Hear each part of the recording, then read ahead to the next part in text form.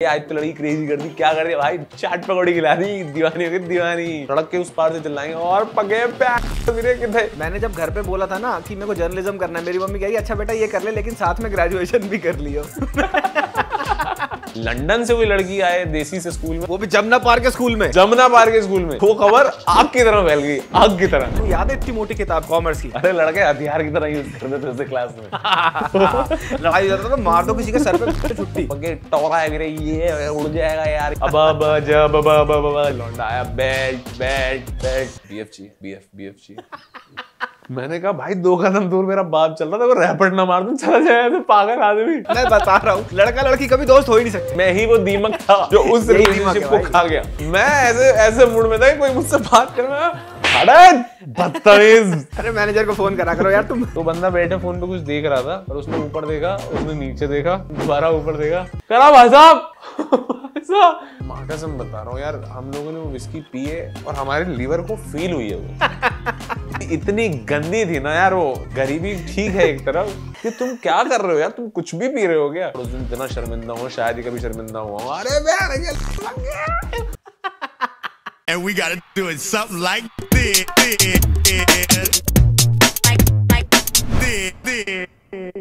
Welcome, Gagan bhai. Glad to have you. The hottest new OTT face in town. अरे बाप रे बाप, अरे बाप रे बाप। Thank you so much भाई, thank you so much. How was it winning the Filmfare? कैसा लगा? मतलब so early on into your acting career. I mean, I know you've been doing the AD work for quite a while now. But acting में you're still very young, right? Absolutely. और मेरे को कहते हैं ना, मतलब अक्सर लोग कहते हैं कि बिल्कुल उम्मीद नहीं थी और मिल गया, और वो वाली कहानियां जो होती हैं। और मेरे को लगा था फिल्म फेयर जिनको मिलता हो एटलीस्ट यार बता देते होंगे पहले कि they would want that person to show up. But यार वही मेरे को कोई आइडिया नहीं था। और मैं भगवान कसम बता रहा हूँ, I had nobody told me and I was nominated amongst Piyush Mishra, Ashutosh Rana, मतलब actually legends of the industry, मतलब people that I kind of grown up watching. तो मैं यहाँ से रेडी हुआ अपने घर से और मैं निकला था अपनी बीवी के साथ। एंड ऑन द वे मैंने आधे रास्ते, बैंड्रा में था फंक्शन, तो मैंने आधे रास्ते में मैंने बीवी को बोला, मैंने कहा यार क्या कर रहे हैं, क्या करने जा रहे हैं कि मेरे को ना अवार्ड तो मिलना नहीं, क्या तालियां बजाने जा रहे हैं, जब मिलना होगा तब मिल जाएगा। एंड उस टाइम पर शी वाज आल्सो इन, मतलब वो ना थोड़ा डैमेज कंट्रोल कर रही थी, she was also managing my expectations. तो she was like I don't think you should get it so early also. अभी जैसे विराट कोहली 21 पे वर्ल्ड कप जीत गया था, उसको उसकी वैल्यू ही समझ नहीं आई थी। So if you gate it so early in your life you won't know the value of it, और ये सब वो सब। राइट। एंड मैं गया था यार कि चलो ठीक है, एटलीस्ट नॉमिनेशन में नाम सुनाई देगा, कुछ अच्छा ही लगेगा, 4 लोग मिलेंगे, झूठी तारीफ करेंगे तो अच्छा ही लगेगा। तो मैं उसी हिसाब से गया था। सडनली नाम अनाउंस हुआ और भाई साहब मेरे उड़ गए तोते, मेरे बुरे हाल हो गए, क्योंकि मेरे को लकीली ना 10 seconds before they announced the name I knew it was me. Reason being कि अवार्ड अनाउंस करने आए श्रेया धनवंतरी, एंड उन्होंने ना लास्ट ईयर टब्बर जब देखा था तो उन्होंने पूरी कास्ट को इंडिविजुअली मैसेज किया था that I loved your work, this is amazing, this is one of the best shows that I've ever seen, और ये सब। एंड उन्होंने वो लिफाफा खोला and she said this was my favorite show of the last year, and I was like fuck. अब मैं तो उधर देख के बोल रहा हूँ, जो मेरी बीवी जो मेरा एक्सपेक्टेशन मैनेज कर रही थी वो जोन आउट हो गई है। वो औरत ही ऐसी हो गई कि अचानक से ये क्या हुआ, नाम अनाउंस हो गया गगन अरोड़ा, और मैं जा रहा हूँ एंड किसी को कुछ समझ नहीं, पति को कुछ समझ आ रहा है ना पत्नी को, दोनों एकदम बोंगे हुए पड़े कि ये हो क्या रहा है। एंड गॉड फर्स्ट रीजन पता नहीं क्या था यार, किसकी अच्छी दुआ लगी थी, क्या था। It was something that I had never imagined कि ये इतनी जल्दी हो जाएगा करियर में। हाँ, बट सोचा था कि विनिंग फॉर टब्बर I think is one of the most deserved awards. ऐसा भी नहीं है कि कोई और ज्यादा डिजर्व करता था या कम। लाइक आई डोंट नो कि बाकी आपके नॉमिनीज क्या था जिन्होंने आपके नाम लिए, आपने जिनके नाम लिए, but the whole point is आपका show Tabbar I think is one of the most iconic shows in the past 10 years. The way it was, the screenplay, the writing, everybody's acting in it यार। वो तो show बहुत गड़बड़ था जब वो show आया था। आई रिमेम्बर सोनी लिव को इमीडिएटली उसने एक JL50 आया था उससे पहले, आई रिमेम्बर अभय देओल थे जिसमें, and there was one another show, Scam. These are the couple of shows जिसकी वजह से सोनी लिव जाना जाता है, right? It's not I the also other way think it around. is one of the best works that I have been a part of. And वो circle मेरे लिए वो नहीं होता कि लाइफ के सर्कल पूरे होते हैं. तो मैंने जहाँ से एडी स्टार्ट किया था ना, which was directing assisting Amar Kaushik sir on स्त्री, who was the director of स्त्री. Right. तो मेरे को अवार्ड मिल गया, सब कुछ हो गया. उसके 2 दिन बाद उन्होंने जूरी अनाउंस करी, तो he was a part of that jury. तो मेरे लिए that was even more overwhelming के Raj and D K and Amar Kaushik sir, they were part of that jury, मतलब जिनको मैं असिस्ट करके आया हूँ. And they felt that I was capable, मतलब भाई deserving enough to win Filmfare. तो बड़ा वो था यार. It might have been a very humbling moment ना, गांड तो फटी हाँ, होगी और साथ में, मतलब but it would have been a very humbling moment as well. मैं फॉर सम रीजन मैं जब स्टेज की तरफ जा रहा हूँ, और आज तक वो है, वो यूट्यूब पे वीडियो डली हुई है वो पूरे अवार्ड की, अभी भी वीडियो देखेगा ना, उस पर मैं जा रहा हूँ और मैं ना अपने फोन पे कुछ करता हुआ जा रहा हूँ. And for some reason I am trying to video call my parents while I am going towards the stage. कि मैं स्टेज की तरफ जा रहा हूँ और मैं कह रहा हूँ यार स्टेज से ना मम्मी पापा को दिखाऊंगा ये लोग कैसे दिखते हैं. बट वो हाथ ऐसा उस टाइम ये हो रहा है कि मुंह वो पासवर्ड नहीं खुल रहा है यार फोन का, और मैं ढूंढ रहा हूँ कि छोड़ो, आ गया स्टेज आ गया. उतनी देर में मनीष पॉल ने 3 जोक ले लिए मेरे पे, तो मैंने कहा यार जल्दी से थैंक यू स्पीच बोलो और निकलो. जब you would have been calling your parents, तब दिमाग में कोई ऐसा फ्लैशबैक आया कि यार कभी मैंने जब मम्मी पापा को बोला था कि यार मुझे जाना है एक्टिंग में, फिल्म इंडस्ट्री में, and now this is the point where तुम घर लेके जा रहे हो कि हाँ देखो मैंने कर दिया? यार मेरे को ना वैसा पॉइंट नहीं था. बेसिकली मेरे को बहुत स्ट्रांगली लगता है कि मेरे को अपने बड़े भाई को थैंक्स बोलना था कि ही वाज द पर्सन जिसने घर वालों से बोला था कि इसको जाने दो ये, क्योंकि वही होता है ना, बिजनेस बैकग्राउंड फैमिली, दिल्ली से लड़का बॉम्बे जा रहा है पढ़ाई करने, सही बड़ी एक इंडस्ट्री है जो मशहूर है कुकर्मों के लिए, जो जिसकी इमेज ही अच्छी नहीं है इंडस्ट्री की. तो जब मैं जा रहा था तो which was, अगर मैं भी किसी का पेरेंट होऊंगा तो end of the day I would also feel like यार मेरे पास I have set up a business, you should join this rather, कि भाई सेटअप किया है, मेहनत की है, क्यों स्ट्रगल करना है लाइफ. तो ही वाज उस टाइम पे भैया वाज लाइक कि इसको जाने दो. And I think I am also have with a piece of mind working here right now because I know he is back there, कि he is taking care of business और family को भी, मतलब he is the person who is binding it all together. So I always thought I'll thank my brother, and that is the only thing that I remembered. और भगवान की दया है कि मैंने जिंदगी में ये सपना कभी देख लिया था कि मैं स्टेज पे जाऊंगा और बोलूंगा कि थैंक यू माय ब्रदर, वरना उस दिन तो मेरे मुंह से कुछ नहीं निकलना था भाई. अब जब यही होना था उस दिन. बट हाँ, so I mean it would go down for you as one of the most memorable moments of a career. Like आने वाले टाइम में जितने अवार्ड जीतोगे उसके लिए उसमें से भी सबसे ज्यादा मेमोरेबल ये होगा because so early on you got recognition, right? या and it is one of the most unpredictable moments of my life. Sometimes you know, sometimes अब आपको पता होता है आपने फाड़ दिया तो राइट, मतलब टब्बर हैज डन वेल ये मुझे पता था. I was always really insecure of my performance. I always thought कि in an ensemble cast of great actors मैं निकल गया कि किसी ने नोटिस नहीं किया. I am insecure like that as an actor. तो because मैं जिनके साथ काम कर रहा था, खैर वो और बड़े बाप लोग हैं, दिग्गज हैं, पवन मल्होत्रा और मैम और जितने भी मेरी कास्ट थी, एवरीबॉडी. तो मेरे को हमेशा ऐसा लगता था यार कि ये क्या हो गया. तो मैंने कभी एक्सपेक्ट नहीं किया था. अगर मान लो कॉलेज रोमांस के लिए कोई अवार्ड मिल जाता तो उसके लिए ऑलरेडी दिमाग में पता है ना कि इतनी वाहवाही हुई हुई है जीवन में कि बग्गा बग्गा करते रहते थे सब लोग, तो उसके लिए मिल जाता तो एक्सपेक्टेशन है. इसमें 0 एक्सपेक्टेशन के साथ गया और बाय गॉड.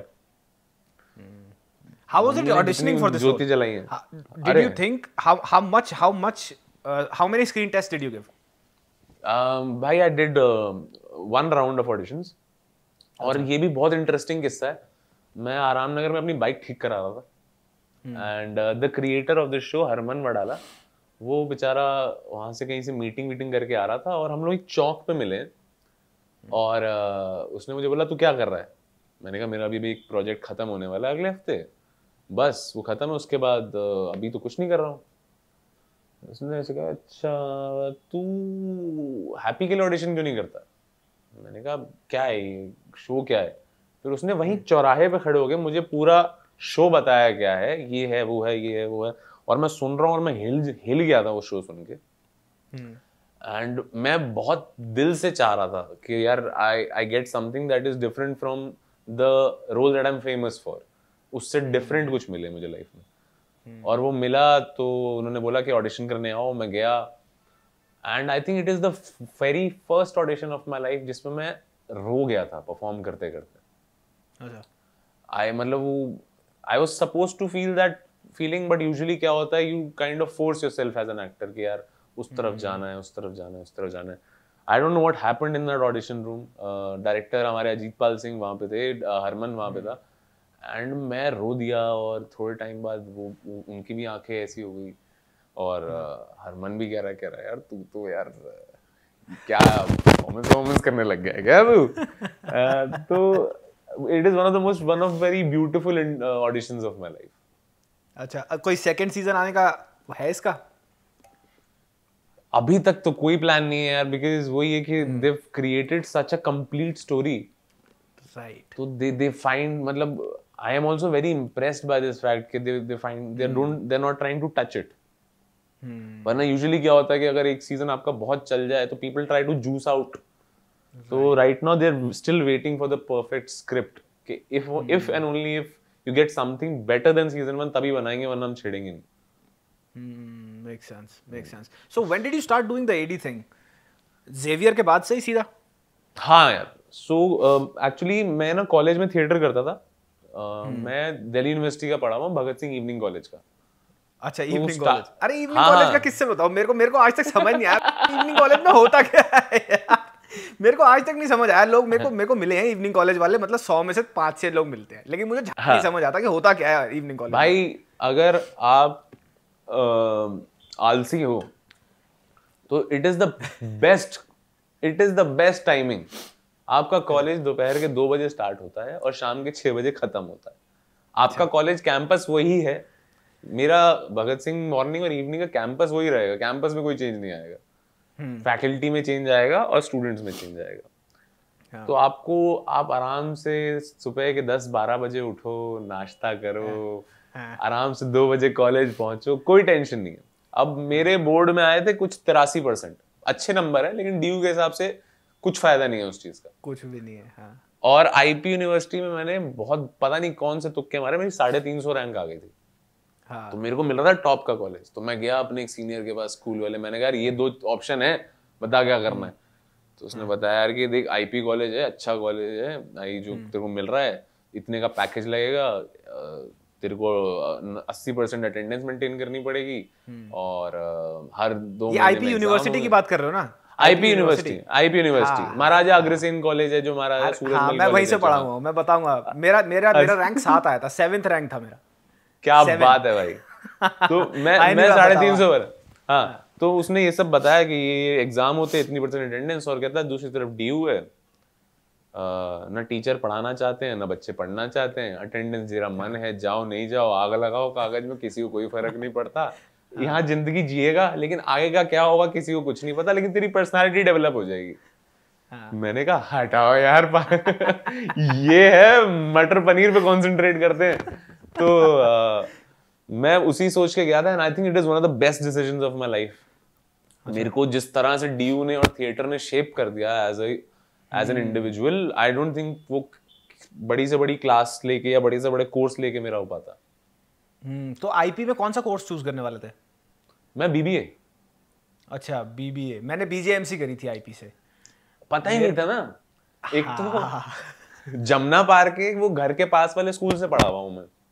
वो नहीं होते कि जिनका नाम भी किसी ने सुना नहीं होता, बस इसमें डाल दो क्योंकि ये घर के पास है। मैं वैसे स्कूल से पढ़ा हूं, तो काउंसलिंग तो दूर की बात, किसी ने कभी बताया भी नहीं कि क्या कर सकते हो आगे जाके। तो बीजेएमसी नाम का भी कोर्स होता है, जर्नलिज्म भी आप या फिर मास मीडिया आप पढ़ सकते हो, लाइफ में अप्रोच कर सकते हो, किसी ने बताया ही नहीं था।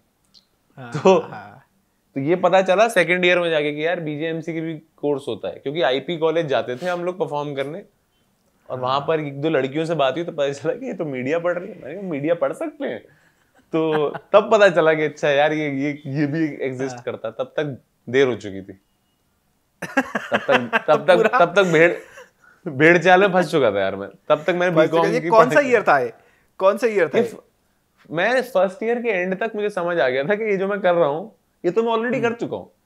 सो बीकॉम क्या है, 12th 11th 12th, आप कॉमर्स हो साइंस हो? मैं कॉमर्स हूँ। हाँ, तो 11th 12th में जो हम पढ़ते हैं स्कूल में, बीकॉम में वही पढ़ाया जाता है, बस उसमें 5% ऐड कर देते हैं या अच्छा। 1-2 सब्जेक्ट ऐड कर देते हैं, आप लिटरली वही पढ़ते हो। तो मैंने कहा ये तो मैं पढ़ चुका हूँ भाई, ये मैं दोबारा क्यों पढ़ रहा हूँ, वही अकाउंट्स, वही इकोनॉमिक्स, वही।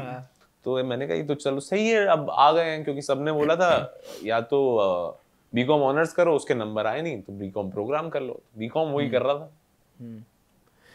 तो मेरा भी यही था, मेरा बीजेएमसी था, मेरे को भी नहीं पता था कि मेरे 12th में थे 51%, ठीक है 51% मुझे नहीं आता। अरे वाह, चीयर्स। ना मुझे कॉमर्स ना मुझे अकाउंट्स आती थी। वो याद है इतनी मोटी किताब थी कॉमर्स की, भाई वो मैं लेके नहीं जाता था क्योंकि बैग भारी हो जाता था। अरे लड़के हथियार की तरह यूज करते थे उसे क्लास में। लड़ाई हो जाता था, मार दो किसी के सर पे, बैठ छुट्टी, अगले दिन छुट्टी नहीं आना। तो दिस यूज्ड टू हैपन। और 11वीं 12वीं में मेरे को नहीं समझ आती थी मैथ्स, कुछ भी नहीं आता था मुझे मैथ्स में। मेरे 100 में से 1.5 नंबर आए थे, ठीक है। बोर्ड में मेरे आए थे 33 नंबर। मुझे पक्का पता है मुझे ग्रेस मार्क्स मिले होंगे तो मैं पास हो गया। मतलब स्कूल का सबसे नालायक बच्चा मेरे से बाद में आया था सेंटर से बाहर। मतलब मैं एग्जाम लिख के मतलब मैं ये देख रहा हूँ, मैं पेपर खत्म हो गया, मैं पहले निकल आया, मैं इधर उधर देख रहा हूँ, मैंने कहा यार कहाँ है ये, मेरे से तो पहले आ जाना चाहिए था, मैं इससे नालायक तो नहीं हो सकता। वो मेरी जिंदगी का एक ऐसा दिन था जब मुझे लगा कि भाई मैं इतना नालायक हूँ कि नालायक बच्चा भी, मैं उससे भी नालायक हूँ मैं तो। लेकिन फिर मैंने इसके एंट्रेंस दिए आईपी वगैरह के। डीयू में तो यार 51% को झाड़ू लगाने को भी नहीं मिलेगा। एक चीज आई है मेरे को याद, मैं अभी अभी बताया तो वरना दिमाग से उतर जाएगा। अब बोर्ड से याद आया, मेरे मैथ्स में 41 थे, सेम आगे वाला भाई पढ़ के आया था, उसने दिखा दिखा के पास करा दिया था जो भी। लेकिन तब तक जब तक पास नंबर आए नहीं थे तब तक जान अटकी हुई थी। और अगेन जमुना पार के स्कूल का जो सेंटर पड़ता है वो जमुना पार में ही पड़ता है। तो हमारा जहाँ सेंटर पड़ता था ना, तो वहां पे साइड में साथ में रेलवे की पटरी निकलती थी, जो आनंद विहार से ट्रेन निकलती है वो वहीं से निकलती थी। तो पूरा स्कूल हिलता था थोड़ा सा। तो स्कूल हिलता था तो हिलता था। अब जो लौंडे नहीं पढ़ कर गए थे ना, उनको बुरे ख्याल आते थे कि यार यही तो है पटरी, ज्यादा दूर जाना भी नहीं पड़ेगा। साला नाम तो कटवा दिया है, घर वालों की नाक कटवा दी है, यहीं कहीं बैठ जाएंगे, यहीं कर लेते हैं, जिंदगी खत्म वगैरह। तो ऐसे थॉट्स आते थे यार उस टाइम पे। तो जब ट्रेन निकलती थी तो एक दूसरे को देखते थे और ऐसे 2 मिनट के थॉट में नहीं यार मैं बताता रहा हूँ ना, 11th 12th में इतनी बुरी हद तक मैथ्स थोप दी जाती थी हमारे टाइम पे, राइट? गलत है वो। आपने स्कूल कब खत्म किया था? मैं 2012। मैंने 9 में किया था। अच्छा। मैंने 9 में किया था। मैं अभी 32 का हूँ। What's your age? तो 29। अच्छा, आप 29 के, मैं 32 का हूँ। तो जब हमने खत्म किया था हमारे पे थोपा जाता था कि 11th 12th में इतने नंबर आए, 10th में तो तेरे को यही मिलेगा, ठीक है। लेना है ले ले, नहीं लेना हांड भरा, वो वाला हिसाब है। आर्ट्स कोई लेता नहीं था उस टाइम पे, याद है ना? हाँ, वो तो फिर वैसा होता था ना कि घर वाले मना कर देते थे। उस टाइम पर इतना वो कल्चर था नहीं ना, किसी ने बात ही नहीं करी। नहीं, उस टाइम पे अगर तुम आर्ट्स ले लो तुम गए हो। तुम गए हो सीधा। या तो तुम्हारे को है क्या, या तो फिर वो वैसा है कि तुम्हें जज कर लिया जाएगा कि। वही तो कह रहा हूँ कि nobody was, अगर आप और मेरे जैसा बंदा आर्ट्स ले लेता ना तो फिर भी हम डीयू में हम अच्छा स्कोर कर लेते, बहुत अच्छा स्कोर कर लेते। हम ना दिशा विहीन हो गए 11वीं 12वीं में ही। हमारे को झाड़ी नहीं पता लगा जाना कहाँ है। वो भी पब्लिक प्रेशर में। वो भी पब्लिक प्रेशर में। मैं अपने खानदान का पहला लड़का था इसने कॉमर्स करी है। अच्छा। वरना पूरे एक्सटेंडेड फैमिली में एक वो सेइंग वही था कि भाई आप लौंडा पैदा हुआ है तो ये इंजीनियरिंग ही करेगा, बीकॉम में अपनी मर्जी है, तुम्हें जो लेना ले लो, मैकेनिकल लेनी है, इलेक्ट्रॉनिक लेनी है, जो लेनी है।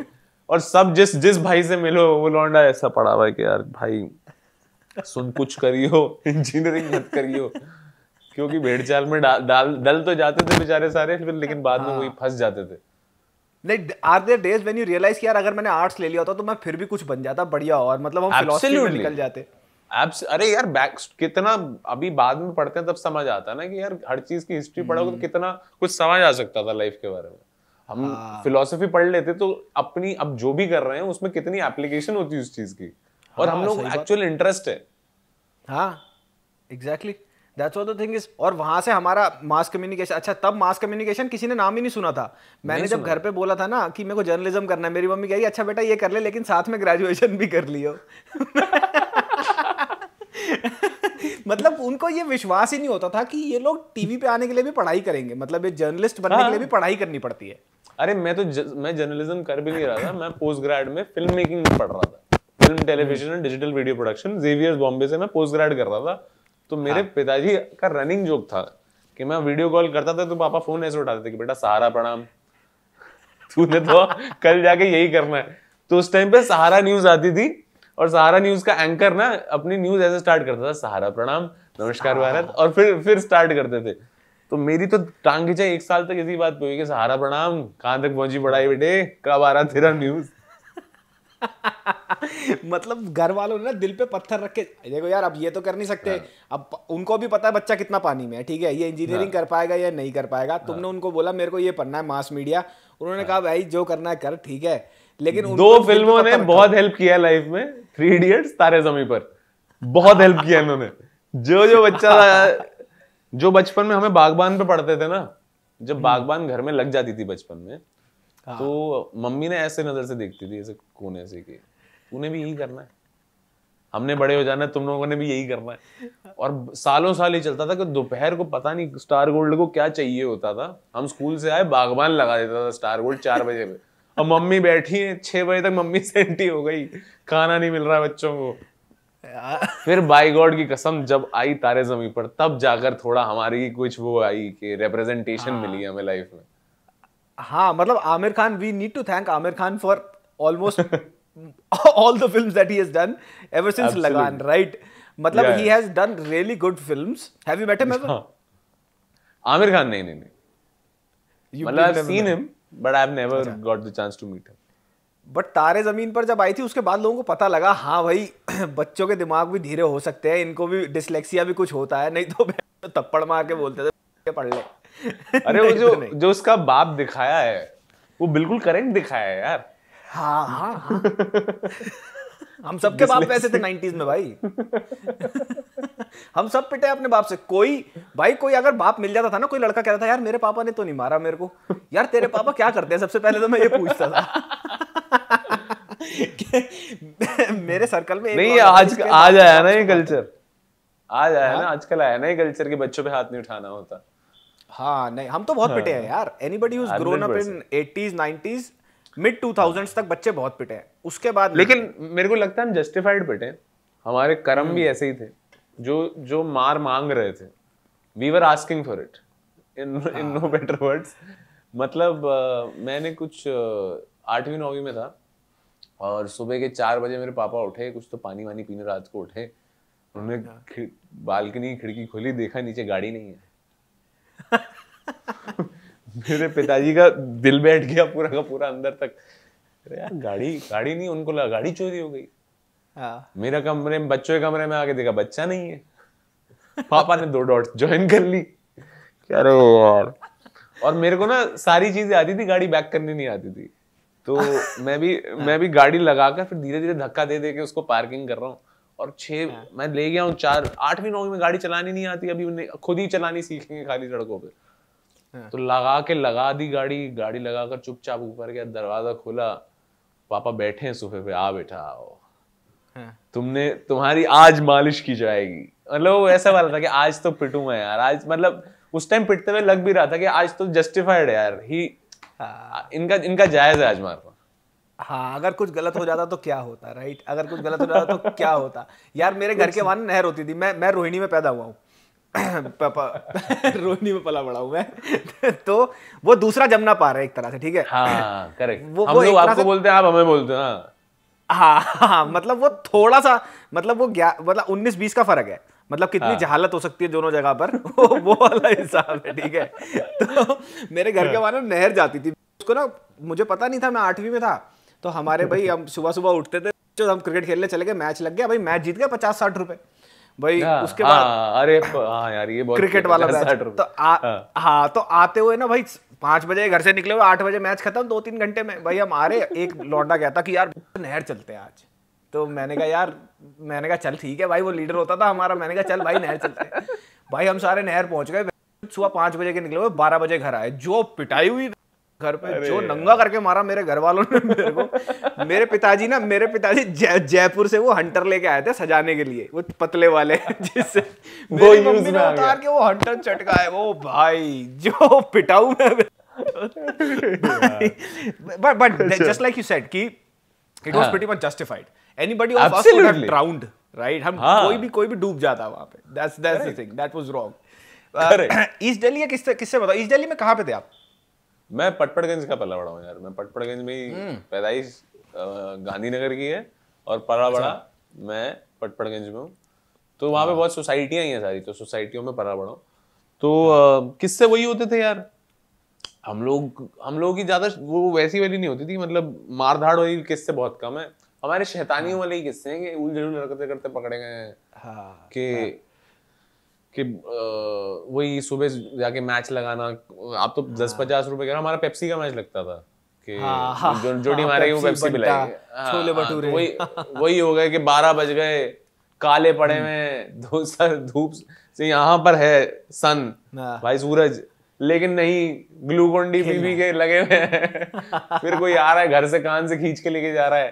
तो बहुत मस्ती हुई यार उस टाइम पे, तो बहुत मजेदार। अच्छा, कमिंग फ्रॉम यू कि आप when anybody looks at you as an actor, और जब आप बैठ भी जाओ आपके साथ, now that I'm conversing with you, ऐसा लगता है आप साउथ दिल्ली से हो, ठीक है? अरे ऐसा लगता है आप साउथ दिल्ली से। अरे ये कपड़े भाड़े के हैं। यार मतलब ईस्ट दिल्ली ना, जमुना पार्क एक बिल्कुल अलग जोन है, बिल्कुल अलग जगह है, राइट? मेरी बुआ शादरा की थी, ठीक है? तो मैं वहां पे बहुत मैंने बचपन बिताया, मेरे दोस्त यार बहुत है। नीचे एकदम एकदम भाई ऐसे लौंडे थे, मतलब जमुना पार्क के अलग ही आइटम है। दिल्ली में नहीं, ये बड़ा सही जगह है। आप कहीं चले जाओ, आपको अलग अलग तरीके के लोग मिलेंगे, ठीक है? ईस्ट दिल्ली, नॉर्थ से नॉर्थ वेस्ट चले जाओ, पंजाबी बाग, रजौरी की लड़कियां देख लो भाई, वो लड़कियां अपने आप को मिस मलेशिया से कम नहीं समझती। अरे तो वही है कि दिल में सारे वो बेसिकली जैसे जैसे ग्रोथ हुई है ना जीवन में, तो कैरेक्टर्स हैं अभी भी सारे अंदर हैं कि भाई आज तो लड़की क्रेजी कर दी, क्या कर दिया भाई, चाट पकौड़ी खिला दी, दीवानी हो गई दीवानी, दही बल्ले। तो मतलब रहते थे लड़के सारे आसपास वैसे भी रहे हैं, और प्रॉपर वाले भी रहे हैं, और पढ़ाई लिखाई वाले भी रहे हैं, और वो भी मोटिवेटेड भी रहे हैं।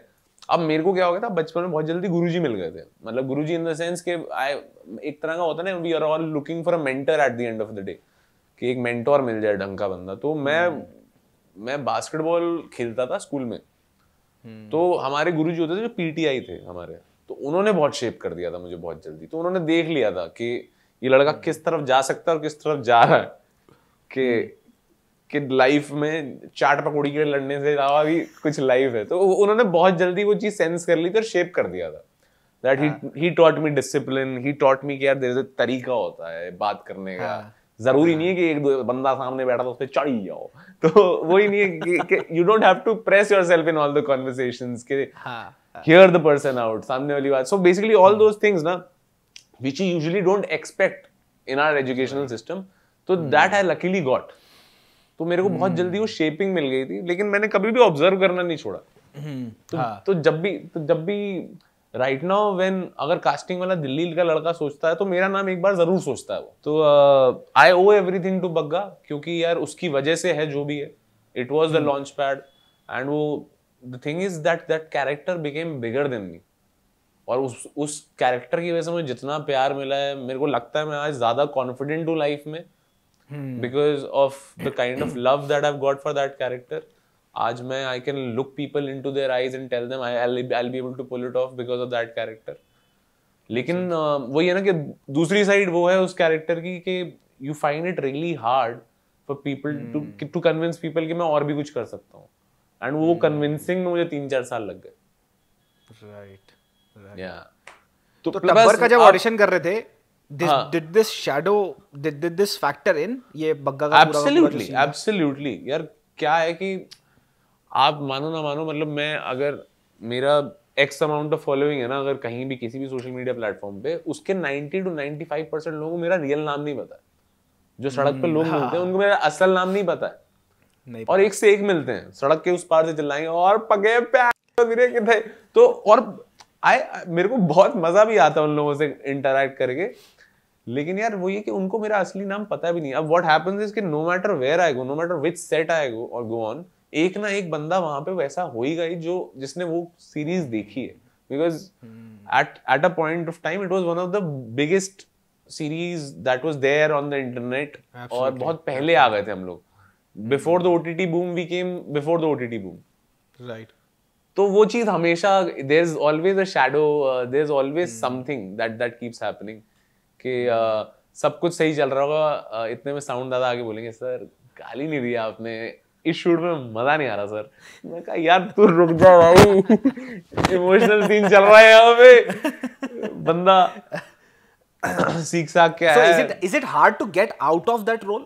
I mean, being an actor, how do you approach this thing, right? Bagga is literally you in Delhi. Let's say that, हाँ, right?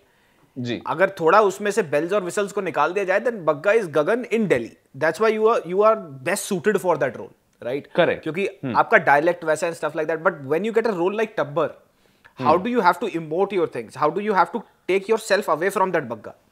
यार see the difference is as you were saying ना कि other than अगर आप action नहीं बोलोगे ना, not a lot of people will know that I am from a certain part of Delhi.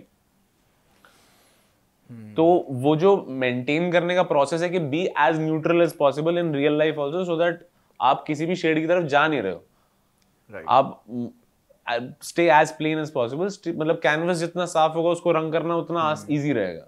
तो वही प्रोसेस है यार कि I try to leave the character on set. हाँ, obviously ऐसा नहीं कि कुछ भी उसकी there's nothing that still follows me in my real life. होता है, अक्सर होता है, और बहुत सारी similarities भी हैं जैसा आप कह रहे हो। लेकिन when you doing something like टब्बर यार, तो you kind of have to isolate yourselves of all those feelings. और ये बहुत छोटी छोटी चीजें होती है कि सोशल मीडिया पे आप देखोगे तो you stop watching your reels, क्योंकि अगर मेरी खुद की दिन की 10 बन रही हैं, आज तक बन रही हैं, तो आप उस एस्पेक्ट ऑफ लाइफ से अपने आप को जितना डिस्टेंट करके चलोगे ना, जितना आप अपने वर्क से अपने आप को डिस्टेंट करके चलोगे, उतना इजी हो जाता है to get ready for the next one. And I think Tabbar was the most internal character to play, क्योंकि हमारा brief was always don't do anything, कुछ मत करो, तुमको जो भी इमोट करना है। And I think that I think he's one of the best directors that I've ever worked with, Ajit Pal sir. उन्होंने जब भी कुछ होता हुआ देखा है या किसी को मतलब somebody struggling with anything, he'd come to us and he said, don't do anything, just say the line. And the thing is कि when you're doing a character like Bagga, आपको आदत पड़ जाती है कि बग्गे टोरा है मेरे, ये उड़ जाएगा यार, ये है वो है। So what you're doing is you kind of emoting out, you kind of throwing energy out. So what happens is when you try to settle that down, जब आप उसको कंट्रोल करने की कोशिश करते हो, it gets very tough because you're used to a kind of performance, and sometimes you don't know ये इनके साथ क्या करना है भाई, अब मेरे को तो बता दो, वक्ती तो कर नहीं रहा हूँ मैं, तो अब ये हाथ कहाँ जाएंगे, तो बच्चन साहब जेब में डाल लेते थे। तो बट हाँ, वो धीरे धीरे it takes time to kind of unlearn those things, which is the tougher part, unlearning those things that you've picked up। और स्पेशली अगर आप 4 सीजन कर रहे हो एक चीज की, तो वो बन जाता है, खुद का कैरेक्टर का पार्ट बनने लग जाती है। How long did you do theater before getting into like mainstream acting? भाई मैंने प्रॉपर थिएटर नहीं किया, जो हमारे दिल्ली यूनिवर्सिटी में होता था एमेच्योर थिएटर के, खुद कर रहे हैं, खुद सीख रहे हैं, वही कर रहे हैं। या फिर तो absolute you have done a fantastic job, right? Formally trained actor नहीं हो मतलब आप, you haven't taken any formal training. Not at all, not at all. मतलब 2-3 साल of college theater. By the 3rd year of college में I started writing and directing plays. तो मेरे को बहुत क्लियर हो गया था कि मेरे को इसमें ज्यादा मजा आ रहा है यार, this is something more interesting. तो तभी मैं यहाँ पर बॉम्बे फिल्म मेकिंग पढ़ने आया था, बिकॉज मैंने कहा अगर मैं ये चीज कर रहा हूँ तो इसको ऐसे ही नहीं करूंगा हवा में, पढ़ के करूंगा, ढंग से करूंगा। हाँ ढंग से करूंगा। एंड देन सेम हैपेंड, जब एक्टिंग हैपेंड तो I tell you very interesting story. College romance हुआ, कॉलेज रोमांस फूट गया, एंड मेरे को सब लोगों के फोन आ रहे थे कि भाई तू तो you are the next big thing, you are the star, तूने फाड़ दिया, this is you have arrived. And for good 3 months I have got 0 calls. मैंने कहा यार ये क्या सिस्टम है भाई, दुनिया इतनी तारीफ कर रही है, सबको इतना काम पसंद आ रहा है और जिससे मिल रहा हूँ वो तारीफ कर रहा है, लेकिन काम कोई दे नहीं रहा है, ये दिक्कत क्या है, दिक्कत क्या है, दिक्कत क्या है। फिर मेरे को 2-3 महीने बाद एक ऑडिशन आया फॉर अ बीबीसी का, मतलब इंटरनेशनल था वो, चार्ल्स सोबराज पे कोई सीरीज बना रहे थे। और मैं इतना भूखा हो गया था उस टाइम तक काम का कि भाई मैंने एक शायद लाइंस भी पूरी तरह नहीं पढ़ी, मैं भागा भागा पहुंच गया कास्टिंग डायरेक्टर के ऑफिस के, मैं रेडी हूँ, हम फर्स्ट हम देंगे ऑडिशन भैया, सबसे पहले हमारा ले लो। और मैंने शायद जिंदगी का सबसे बुरा ऑडिशन दिया, मेरी जिंदगी में उससे बुरा, मतलब इतना अंडर प्रिपेयर्ड। और they are one of the best casting directors in the industry right now, Karan Mali और उनका ग्रुप जो है। एंड उस आदमी ने मेरे पे टाइम लगाया, 20 टेक लिए मेरे to get something out of me. And he was, मतलब मेरे को दिख रहा था कि इंसान थक चुका है मेरे पे काम कर करके। और मैं वापस आया और मैं अपने घर पे बैठा, मैंने कहा ये क्या कर रहा है गगन, ऐसे थोड़ी मिलेगा।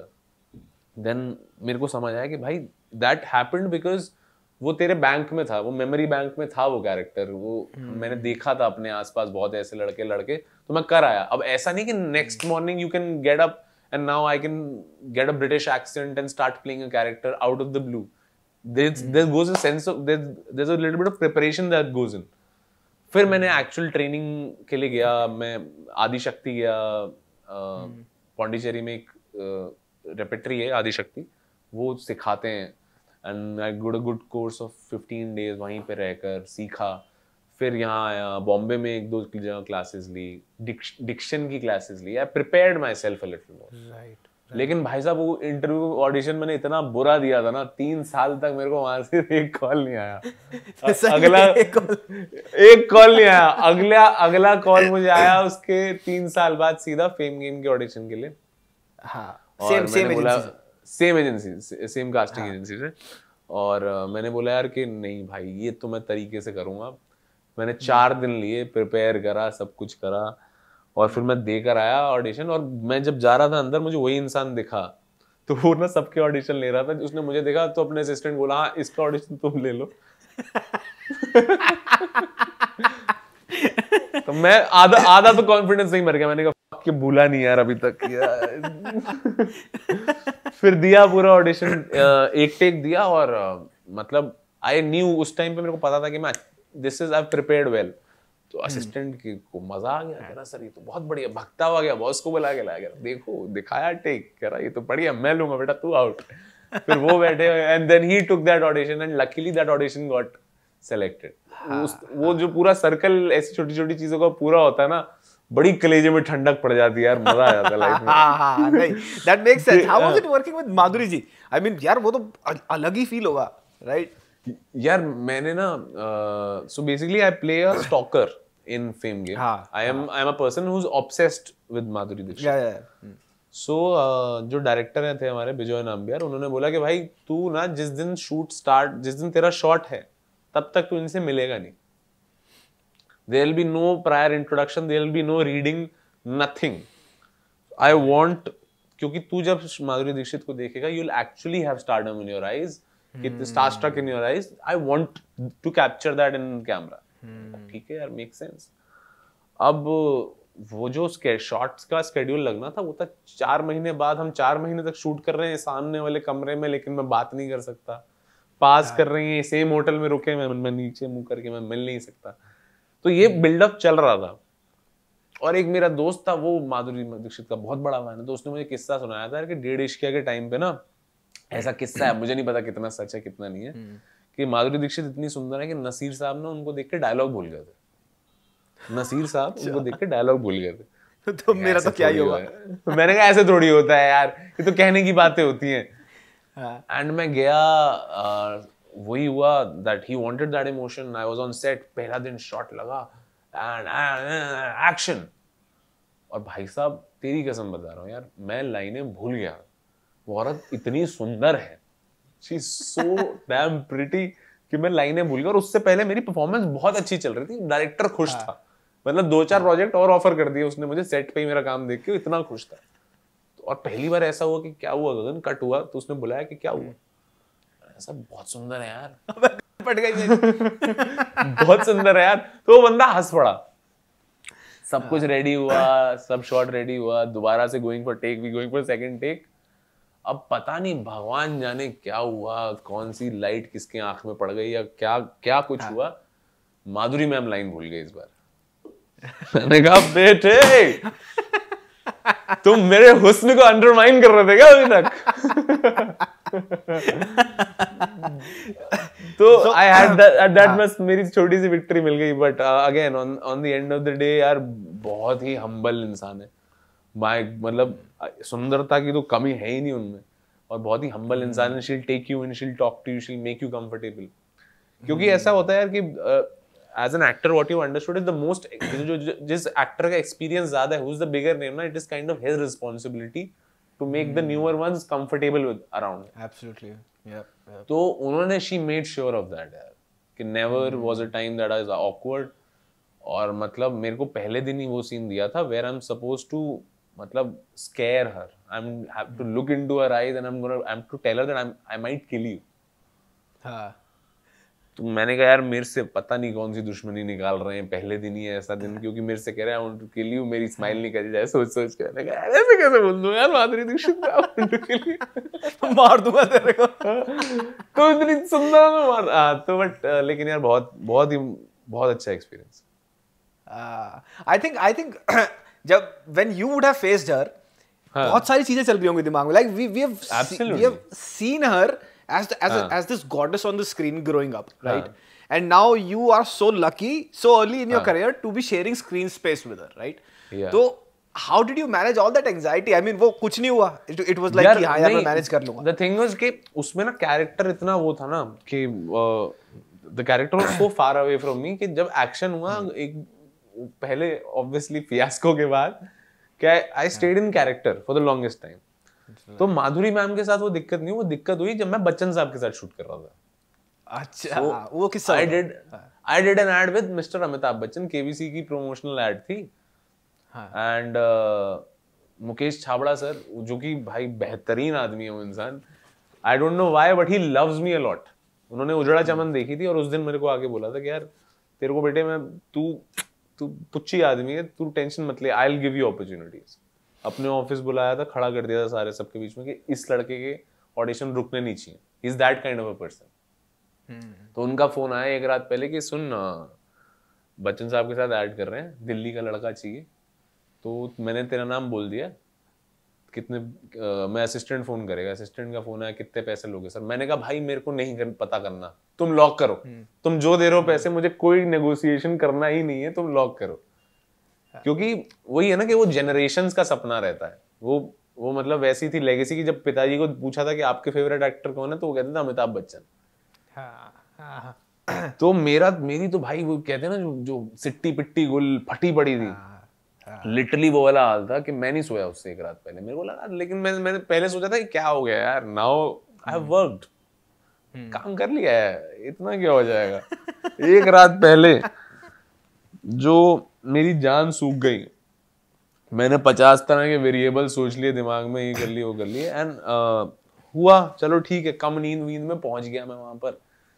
और अब बच्चन साहब का क्या है, जब वो केबीसी के सेट पे आते हैं ना, सब लोग खड़े होकर तालियां बजाने लगते हैं, no matter how many times he comes, कि भाई अभी आए हैं, अगर कहीं वॉशरूम के चले गए वापस आए फिर सब लोग खड़े होकर ताली बजाने लगते हैं। और उनको खुद नहीं पसंद वो चीज, वो खुद ऐसे होते हैं, अरे भाई साहब यार क्या कर रहे हैं आप लोग। तो और बहुत मतलब ही सो फनी, मतलब what he does he just keep looking at you, ऐसे कहीं तो देखेंगे वो थोड़ी देर तक, एंड लोग ना वहां पे जिस डायरेक्शन में वो देख रहे हैं वहां जोक ढूंढने लग जाएंगे अपने आप, and then people will find something funny about it. He is very sharp. तो मेरी फटी हुई है पूरी, मेरे को बिठा दिया अचानक से, और मैं ना 4-5 लाइनें हैं टोटल मेरी, मैं 1200 बार उसको रिवाइज कर चुका हूँ कि और मैं फुल नर्वस हूँ, कांप रहा हूँ, पसीने आ रहे हैं। पहली बार लाइफ में ऐसा हो रहा है कि मैं इतना रिएक्ट कर रहा हूँ, क्योंकि प्रेशर है। घर वालों ने भी बोल दिया बेटा कल तू हमारे वो जिसको हम स्टार मानते हैं उसके साथ शूट करने जा रहा है, और ये है वो है।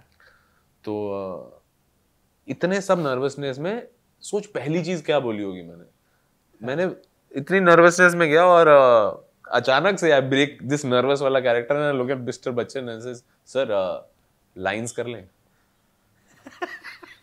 और मेरे मुंह से निकला और मेरे मन में मेरे दिमाग में बोला क्या बोला तूने अभी तू अमिताभ बच्चन से कह रहा लाइंस कर ले अबे कौन से गांव का तू बेवकूफ आदमी क्या कर रहा है तेरे को आने किसने दिया यहाँ पे and he is gracious enough and he goes like हाँ जी लाइंस करते हैं और मैं बैठ के अमिताभ बच्चन के साथ लाइंस रिवाइज कर रहा हूँ वो 4 और ऐड शूट करी थी उन्होंने किसी ने लाइंस नहीं रिवाइज कर रिहर्स करवाई उनसे मैंने and he is so sharp कि यार मैंने बीच शॉट में ना मैंने कुछ इम्प्रोवाइज कर दिया था कि कुछ तो उसमें था लाइन के योलो सर योलो तो मैंने ऐसे कर दिया yolo sir yolo and he goes like yolo और everything that he does suddenly seems funny यार वो वैसे वाली चीज है तो by the end of it मेरे को था यार कि भाई सब कुछ ठीक है पता नहीं मौका मिलेगा नहीं मिलेगा मुझे फोटो खिंचानी है यार मेरे को और किसी के साथ ऐसी दिक्कत नहीं है कि मेरे को फोटो चाहिए मैं पहली बार कह रहा था फोटो खिंचानी है यार और मेरे को एडी वेडी डराए जा रहे कि यार कल ना एक बंदी ने पूछा था और बच्चन साहब उठ के चले गए थे मैंने कहा यार ये तो हो सकता है तो मैंने सोचा नहीं खिंचाऊंगा फिर मैं जाने लगा मैंने कहा यार मैंने कौन सा इनको दोबारा अभी लाइफ में मेरे को तो नहीं दिख रहा any time in the near future that we are crossing paths again मैंने कहा लेट्स टेक दिस चांस तो मैंने सर को बोला मैंने कहा sir thank you so much lovely working with you एक फोटो खिंचा सकता हूँ आपके साथ तो उन्होंने ऐसे 2 सेकंड का पॉज लिया मेरी फट ली मैंने कहा यार ये आदमी फिर उठ के चला जाएगा बेइज्जती हो जाएगी करियर खत्म वापस जमना पार हाँ और मेरे को पता है कि इस चीज की कोई वीडियो रिकॉर्ड कर ले और मेरे दोस्तों ने मेरी मान लेने क्या यार बच्चन साहब के सामने बेइज्जती करा दी तूने हमारी तो for some reason he was like हाँ आइए come let's click a picture and मैं पैर वैर छू रहा था उनके and out of the blue I think I don't know if it was out of anything, out of courtesy, he said, no, you're a very good actor, बच्चे. भाई उन्होंने जिसे भी बोला हो, मैं नहीं नहाया 2 दिन तक. मैं नहीं नहाया. मैं ऐसे मूड में था कि कोई मुझसे बात कर रहा है, हट, बदतमीज. अरे मैनेजर को फोन करा करो यार तुम. अरे बंद करो शूट का नाटक. पिक्चर बंद.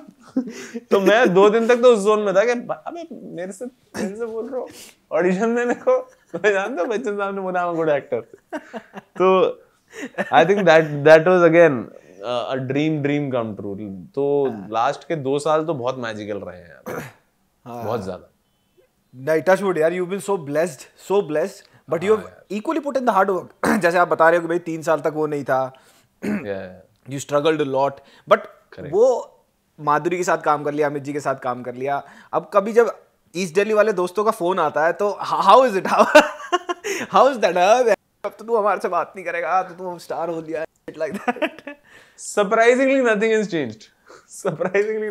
चेंज्ड अभी भी उनको दिख रहा है कहीं मैं बाहर जा रहा हूँ शूट करने के लिए तो सीधा वो मैसेज डाल देते हैं कि अरे सुन ड्यूटी फ्री से ना दारू ले लियो अभी भी वही मैसेज आते हैं कि सुन ये वाला ब्रांड है उठा लेंगे वो डिफरेंस क्या है कि लोगों ने अब they stopped reaching out for the check कोई पैसा नहीं देगा ये बहुत कमा रहा है ये देगा तो इज्जत हैज नथिंग मतलब मेरे को लगता है कि वो ग्रुप का वैसा रहना मेरे लिए बहुत इंपॉर्टेंट है I think it is one of the major reasons I am seen वो मेरे मुंह पे बोल देते यार क्या बेहुदा काम किया यार तूने इफ आई डू मतलब मैंने अगर कुछ गंदा किया लाइफ में my wife and specially my friends मेरे मुंह पे बोल देंगे क्या कर रहा है यार ऐसी अपॉर्चुनिटी सबको नहीं मिलती तू क्यों रद्दी भर रही है इस पे रेत मार रहा है तो वो वैसे फुल वैसी वाली हरकत है घर पे जाऊंगा तो कोई इज्जत ऐसी स्पेसिफिक नहीं चेंज हुई है अभी भी मेरे को डोलची पकड़ा के गए थे जाके मिलिट्री से दूध लिया मैंने कहा यार आप समझो फिल्म फेयर मिला है मेरे को मेरे कुछ 8 लाख लोग फॉलो कर रहे हैं यार इंस्टाग्राम पे मैं डोलची लेके अच्छा लगता हूँ मरे पे खड़ा हुआ मम्मी कह रही बेटा मेरे से करना करे बात दूध लेकर तो when I go back I think वो वैसा है कि जब मेरा भर जाता ना इन टर्म्स ऑफ के यार बहुत काम कर लिया प्रोसेस ये वो कंपटीशन इनसिक्योरिटीज बहुत 50 चीजें इकट्ठी हो जाती हैं यार तो जब वो घड़ा भर जाता है ना तो मैं दिल्ली चला जाता हूँ वहां जाते ही सारी जितनी आपकी घमंड इज्जत जो भी आपने कमाई है एक साथ नाली में, मजा आ जाता। तो आई एक्चुअली वेट। कभी दोस्तों के साथ बैठ के गाड़ी में हम सब दिल्ली से हम गाड़ी में हम सबने दारू वारू पी है, do you still do it sometimes? Absolutely, why not. मतलब I can't do it in the places that we used to. जैसे आप राजेंद्र पे नहीं जाके कर सकता मैं, या मैं बड़ी बड़ी जगहों पे नहीं कर सकता, but there are still places यार के वी स्टिल हैंग आउट। बस अब वो है कि टोपी डालनी पड़ती है, मास्क डालना पड़ता है, थोड़ा छुप छुप के करनी पड़ती है, खासकर दिल्ली में। बॉम्बे में इतनी दिक्कत नहीं होती, लेकिन वो ये कि प्यार भी उतना ही मिलता है, लेकिन अतरंगी लोग भी उतने ही मिलते हैं भाई। कोई कुछ कभी हुआ ऐसा? कभी हुआ ऐसा? अरे भर भर के यार। मेरे फैंस की खासियत यही है कि मेरे फैंस को, उनको लगता है कि मैं रियल लाइफ में भी वैसा हूँ, एंड उनको यही लगता है कि ना कि we are very close, me and this random person that I have never met in my life. उनको सबको लगता है अरे भाई क्या हाल है भाई। तो they all come to me with warmth, but वही होता है कि अक्सर ना वो बातें फंस जाती हैं। मतलब मैं अपने घर वालों के साथ बंगला साहिब गया हुआ था, और बंगला साहिब में आप जो भी करो बकचोदी नहीं चलती है वहां पे। वहां पर एक वो है, मतलब मेंटेन करा जाता है डिमीनर कि भाई हाँ डेकोरम है कि भाई ऐसे रहना होता है। और वहां पर वो गार्ड्स भी खड़े रहते हैं बताने के लिए कि यहाँ ये मत करे, सर ढको, और जो भी प्रोसेस है बेसिकली ऑफ अ गुरुद्वारा। तो मैं गया हुआ था, अरे भाई मतलब मैं ऐसे जा रहा था, चप्पल रखवा के हाथ पाथ पे सीढ़ियां चढ़ रहा हूँ, और सीढ़ियों के उस तरफ से, और मैं माय गॉड उस दिन इतना शर्मिंदा हुआ, शायद ही कभी शर्मिंदा हुआ हूँ। अरे तो उस तरफ से भाई जो कूदे हैं 2-3, अरे मेरे को देख के ऐसे दौड़े, और उनकी गालियां रुकी नहीं। और वहां पर ना क्या है कि अगर आप बदतमीजी करोगे ना तो सुनवाई नहीं है, सीधा पहले रैपट पड़ता है, फिर आएगी बात। तो मेरे 2 फैन वहां से निकले, उन्होंने गालियां दी, और 2 अंकलों ने सुना ये क्या बदतमीज क्या बोल रहा है, भटाज 2 काकड़ी से लड़के बेचारे, दोनों के दोनों ना एक सीढ़ी जितने ही थे, एक सीढ़ी जितने, वो वहीं लेट गए। और उन्होंने सरदार जी पूछे कितने नाल गल करता पे जी, मुंडा किड़ा है वो, दूजा कट मुंडा किड़ा है। मैं भाई साहब मैंने जो सर पे बांधा था ना, मैंने अपने मुंह पे करके वहां रुमाल को उल्टा करके नीचे मुंह पे करके ना मैं आगे निकला हूं वहां से। मतलब मैंने कहा यार ये तो शर्मिंदगी वाली चीज है कि गुरुद्वारे में तो शर्म करो, क्या कर रहे हो यार। लेकिन यार मैं एक बात बताऊं, अच्छे मोमेंट्स भी बहुत होते हैं कि मतलब मैं अपने What was the sweetest moment?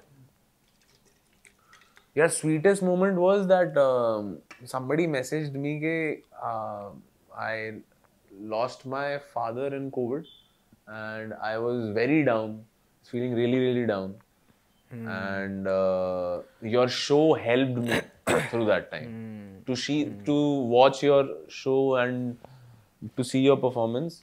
उस टाइम पर मेरे को इतना it kind of distracted me out of that.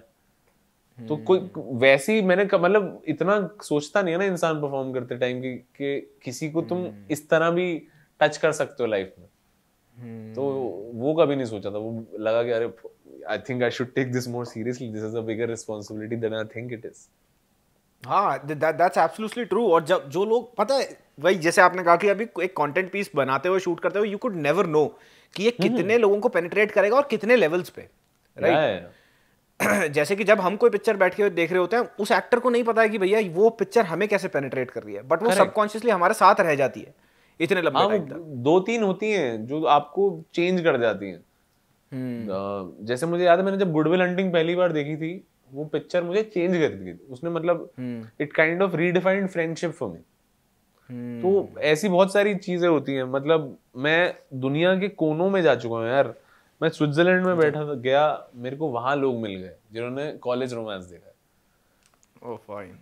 मैं मॉरिशस गया, वहां पर मुझे लोग मिल गए जिन्होंने टब्बर देखा। और मतलब these are people who are watching it with subtitles. They are not, Hindi is not their first language. And still they appreciate the work and they remember the face. हम लोग रन ऑफ कच्छ जा रहे थे white desert देखने, और highway पे किसी shop पे मैं रुका पानी वानी लेने, और मेरी बीवी साथ में थी।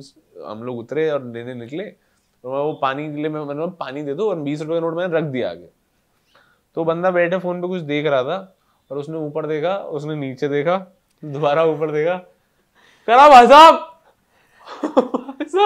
So I don't know what कितना बड़ा कोइंसिडेंस हो सकता है। He was watching College Romance at that time और मेरी बीवी इरिटेट हो गई, कह रही आप क्या क्यों देख रहे हो इसका शो, आप क्यों आप राजस्थान के कोने में बैठ के, बिकॉज उसकी भी शी गेट्स इरिटेटेड बिकॉज क्या होता था कि दिल्ली में हम मिलते थे, छुप छुप के मिलते थे, इट्स अ लव मैरिज, तो मेरे को पहले ही लिमिटेड अमाउंट ऑफ टाइम मिलता था उसके साथ, राइट।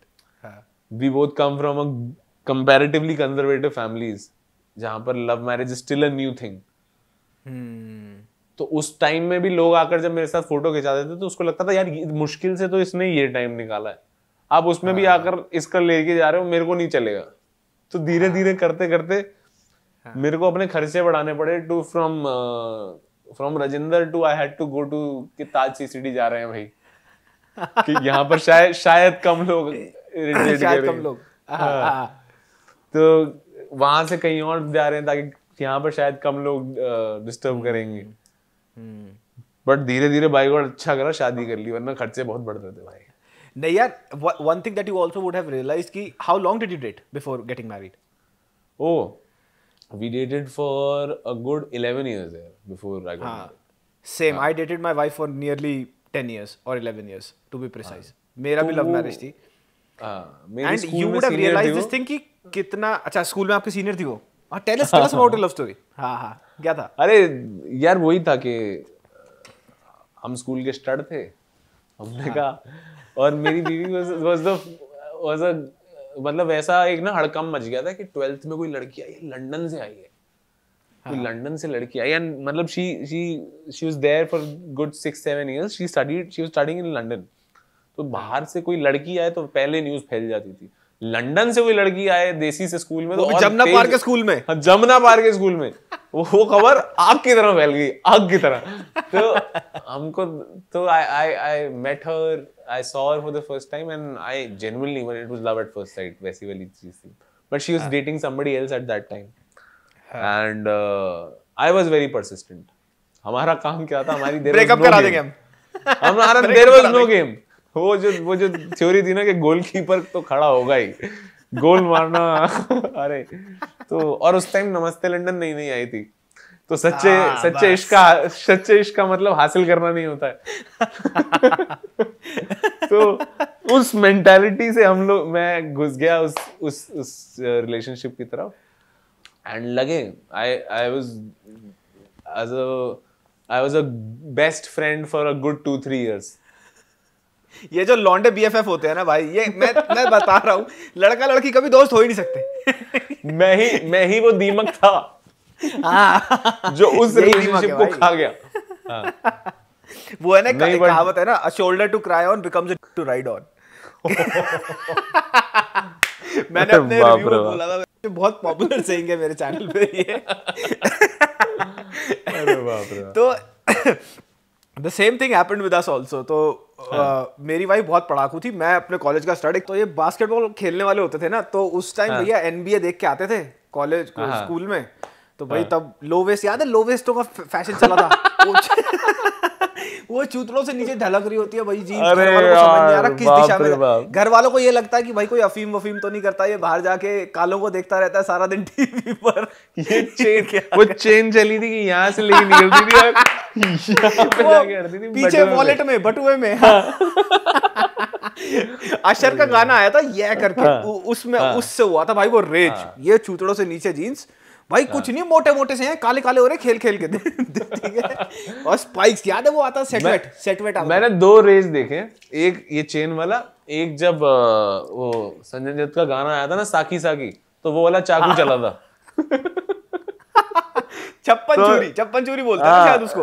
लड़के पालिका जाके सबके सब साकी साकी, सालों की दाढ़ी आई नहीं अभी तक। याद है पालिका का कितना वो होता था भाई, फूबू के जूते लेके आ रहे हैं, लग्स के जूते आ रहे हैं, सबसे पहले Palika used to be the hub back in our days, right? Correct.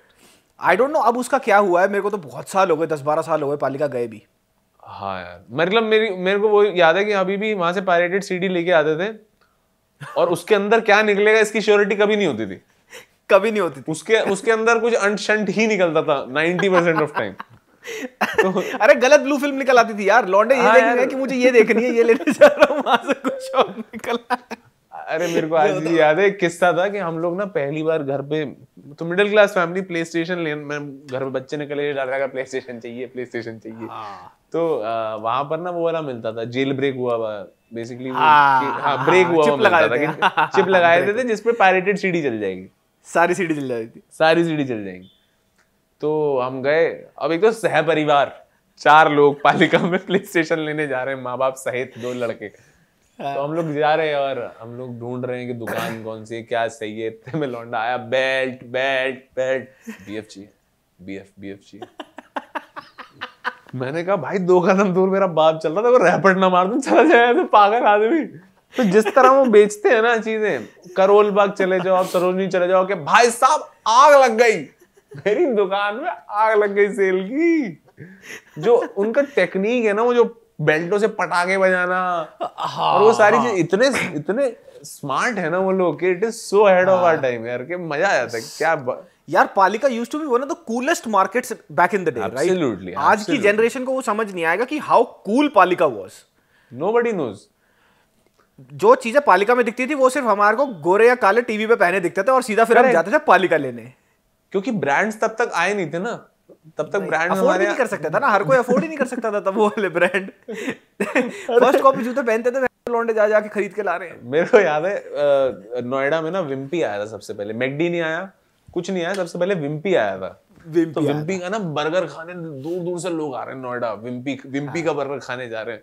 हम भी चारों सह परिवार पहुंच गए विम्पी का बर्गर खाने, और विम्पी का बर्गर खाओ तो मतलब it is a very bland burger right now. आप जो खाते हो तो इट इज आलू टिक्की में सब कुछ आपके अराउंड इंडियन टेस्ट के हिसाब से ना डेवलप कर दिया गया। तो विम्पी का बर्गर खाया, ये बर्गर तो मजा नहीं आ रहा यार, मजा नहीं आ रहा, ये तो क्या है ये। तो और मतलब वैसा ही है कि सारी पंजाबी गाड़ियां निकल रही हैं धीरे धीरे एक एक करके, पता नहीं की बनाते रहंदे, चलो थे तू मैनू पिंड बलूची लेके चल यार, मैं खवाना तेनू खाना, चल। तो माहौल ही अलग होता था यार उस टाइम का, जब कंपनीज नई नई आनी चालू हुई थी, कि जो भी आ रहा था यार। मेरे को याद है स्टारबक्स जब पहली बार आया था ना सीपी में, सीपी से लेके मेट्रो स्टेशन के गेट तक, which is a good 250 metres, line लगी हुई थी अंदर जाने की यार। और आज कोई पूछता तक नहीं है, मजा आ जाता था। हमारे यहाँ कनाडा में एक टिम हॉर्टन्स करके है, अब वो इंडिया में भी आ गया है, आगे अब उस पे लाइन वहां पे भी उतना ही पागल है। हाँ, अब उस पे लाइन लगी होती है, जबकि यहाँ पे टिम हॉर्टन से कोई पूछता भी नहीं है, कोई पूछता नहीं है। चोर बाजार गए हो, जामा मस्जिद वाले? हाँ भाई सुबह लगता है ना, हाँ सुबह लगता था वो, संडे सुबह। उस टाइम पे ना वो एक्चुअल चोर बाजार हुआ करता था। अब तो वहां पे वहीं के मैन्युफैक्चरर डाल देते हैं कपड़े वपड़े, लेकिन उस टाइम जो असली वो हुआ करते थे ना कूल कैट्स, कॉलेज के ये लौंडे भाई, ये फूगू के जूते पहन रहा है, जिसकी चुतड़ों से नीचे पैंट है ना वो कूल है, मतलब वो कूल है, वो कुछ और ही गाने सुन रहा है, वो नहीं सुन रहा तुम्हारे वाले गाने। जर्सी ले आते थे जिसमें पता ही नहीं पीछे क्या लिखा है, किसका नाम लिखा है, ये बंदा कौन है, स्पोर्ट कौन सा है। एनएफएल की जर्सी पहन के घूम रहा मेरा बंदा, मेरा दोस्त एनएफएल की जर्सी पहन के घूम रहा, कह रहा प्रीमियर लीग की देख रहा है, कैसी स्पिटिंग आ रही है मेरे को। अच्छा वही, और ना उस टाइम ना होता कोई ज्यादा जानता तो था नहीं। अच्छा कोई पूछता था भाई कहाँ से लेके आया, यार तो मामा लेके आया अमेरिका से, चाचा लेके आया यूएस से लाया, यूएस से 250 रुपए का लेके आया जूते, तो उसको धो के वॉशिंग मशीन में धो के पहन के आ रहे, कह रहे नया है। भाई मेरा दोस्त लेकर आया था, कह रहा मैंने ना बदमाश कंपनी वाली शर्ट खरीदी है, जितनी बार तू धोएगा ना इसका रंग बदल जाएगा, और हर दिन में नए कलर की शर्ट पहनूंगा। मैंने कहा दिखा जरा, आज तो देखते हैं। बदमाश कंपनी वाली शर्ट थी। सो बेसिकली कॉन्सेप्ट वाज कि उसमें डाई थी, वो रंग भेजा था अगले दिन दूसरा। दैट वाज द कॉन्सेप्ट बदमाश कंपनी में। इसने पहले दिन ली डार्क ब्लू, इसने एक बार धोई, एक तो इसके बाकी सारे कपड़े नीले पड़ गए जो उसने रंग छोड़ा है, और बाय गॉड पोछा निकल के आया था अंदर से उसके, पोछा। कुछ नहीं, मतलब उस टाइम पर कुछ भी बोल के बेचते थे यार, गजब मजा आता था।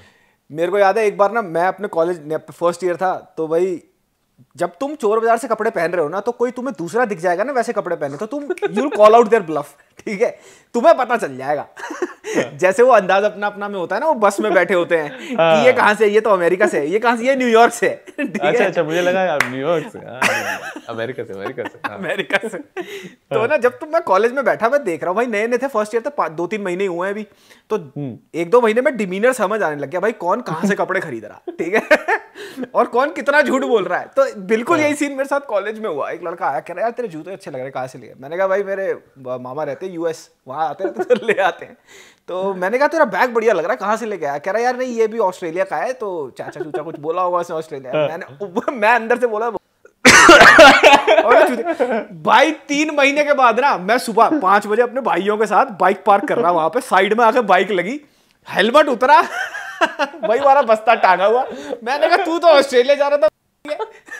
वो कह रहा तू भी तो न्यूयॉर्क जा रहा था। झूठ बोल रहा। कह रहा किसी को पता नहीं लगना चाहिए कॉलेज में, भाई हमारी 60 गांठ थी, किसी को पता है नहीं हमने कि हम चोर बाजार शॉपिंग करते। करेक्ट, ये हो जाता था। 60 गांठ सही रहती थी।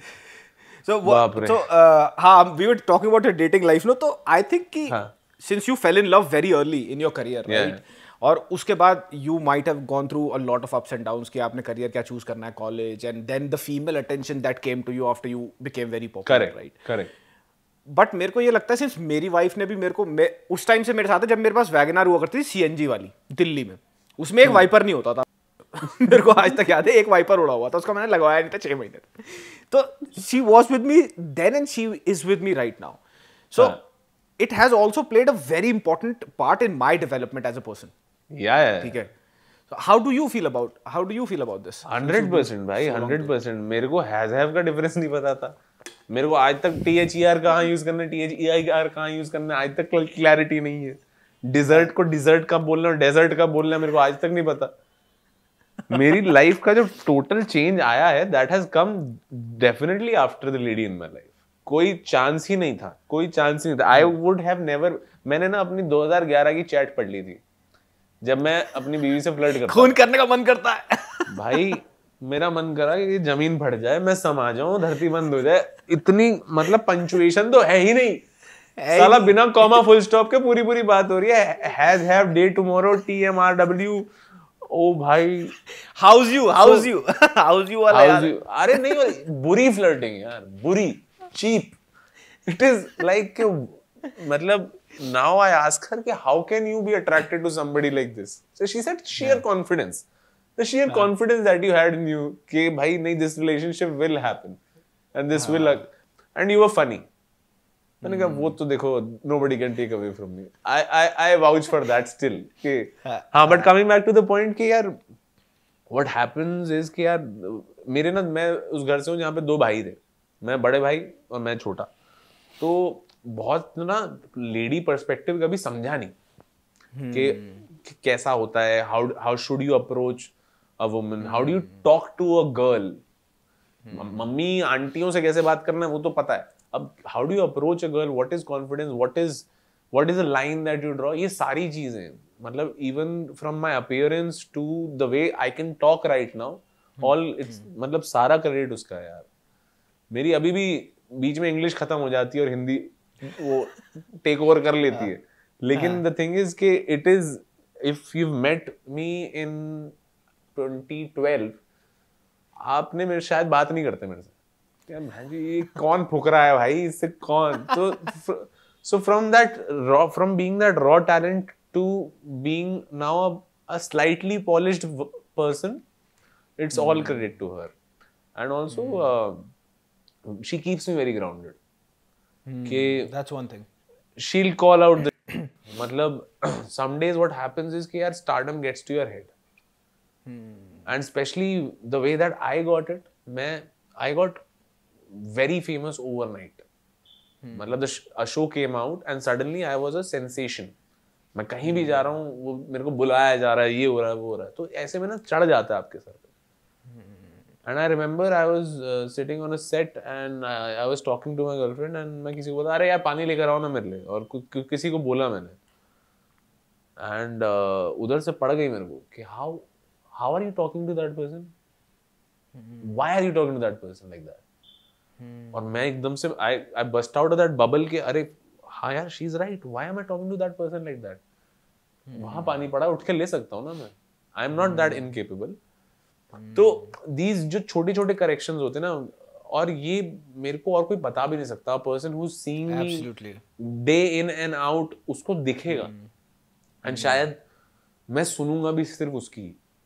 तो वो बहुत इंपॉर्टेंट चेंजेस होते हैं यार, कि आई एम आस्किंग कोई कि यार मेकअप रिमूव कर दो, वो शी गॉट पिस्ड ऑफ कि व्हाई कांट यू रिमूव, तेरे को कॉटन लेके you have to do this, why can't you do it on your own. But the thing is कि यार as an actor what happens is कि आप जब set पे जाते हो ना, आपको पानी की बोतल भी ना खोल के दी जाती है. आदत पड़ जाती है. You are so pampered, you are so pampered. Basically they want, all they want is कि आपकी attention का एक एक कतरा ना performance में जाए, बाकी will create that environment that you don't have to do anything. But what happens is in that zone ना, you kind of आप पे चढ़ जाती है कभी कभार वो, stardom चढ़ जाता है. कि मेरे को अभी भी याद है कि वसीम बरेलवी साहब का ना एक शेर है कि आसमान तू इतना जो इतराता है, आसमान तू इतना जो इतराता है, भूल जाता है कि जमीन से ही नजर आता है. तो दैट मतलब we kind of forget sometimes कि यार कि हम कहाँ से आए हैं और क्या जोन है और क्या कर रहे हैं. मेरे को याद है कि मैं गर्ल्स हॉस्टल करके एक सीरीज है वो शूट कर रहा था, और साथ में फेम गेम शूट कर रहा था.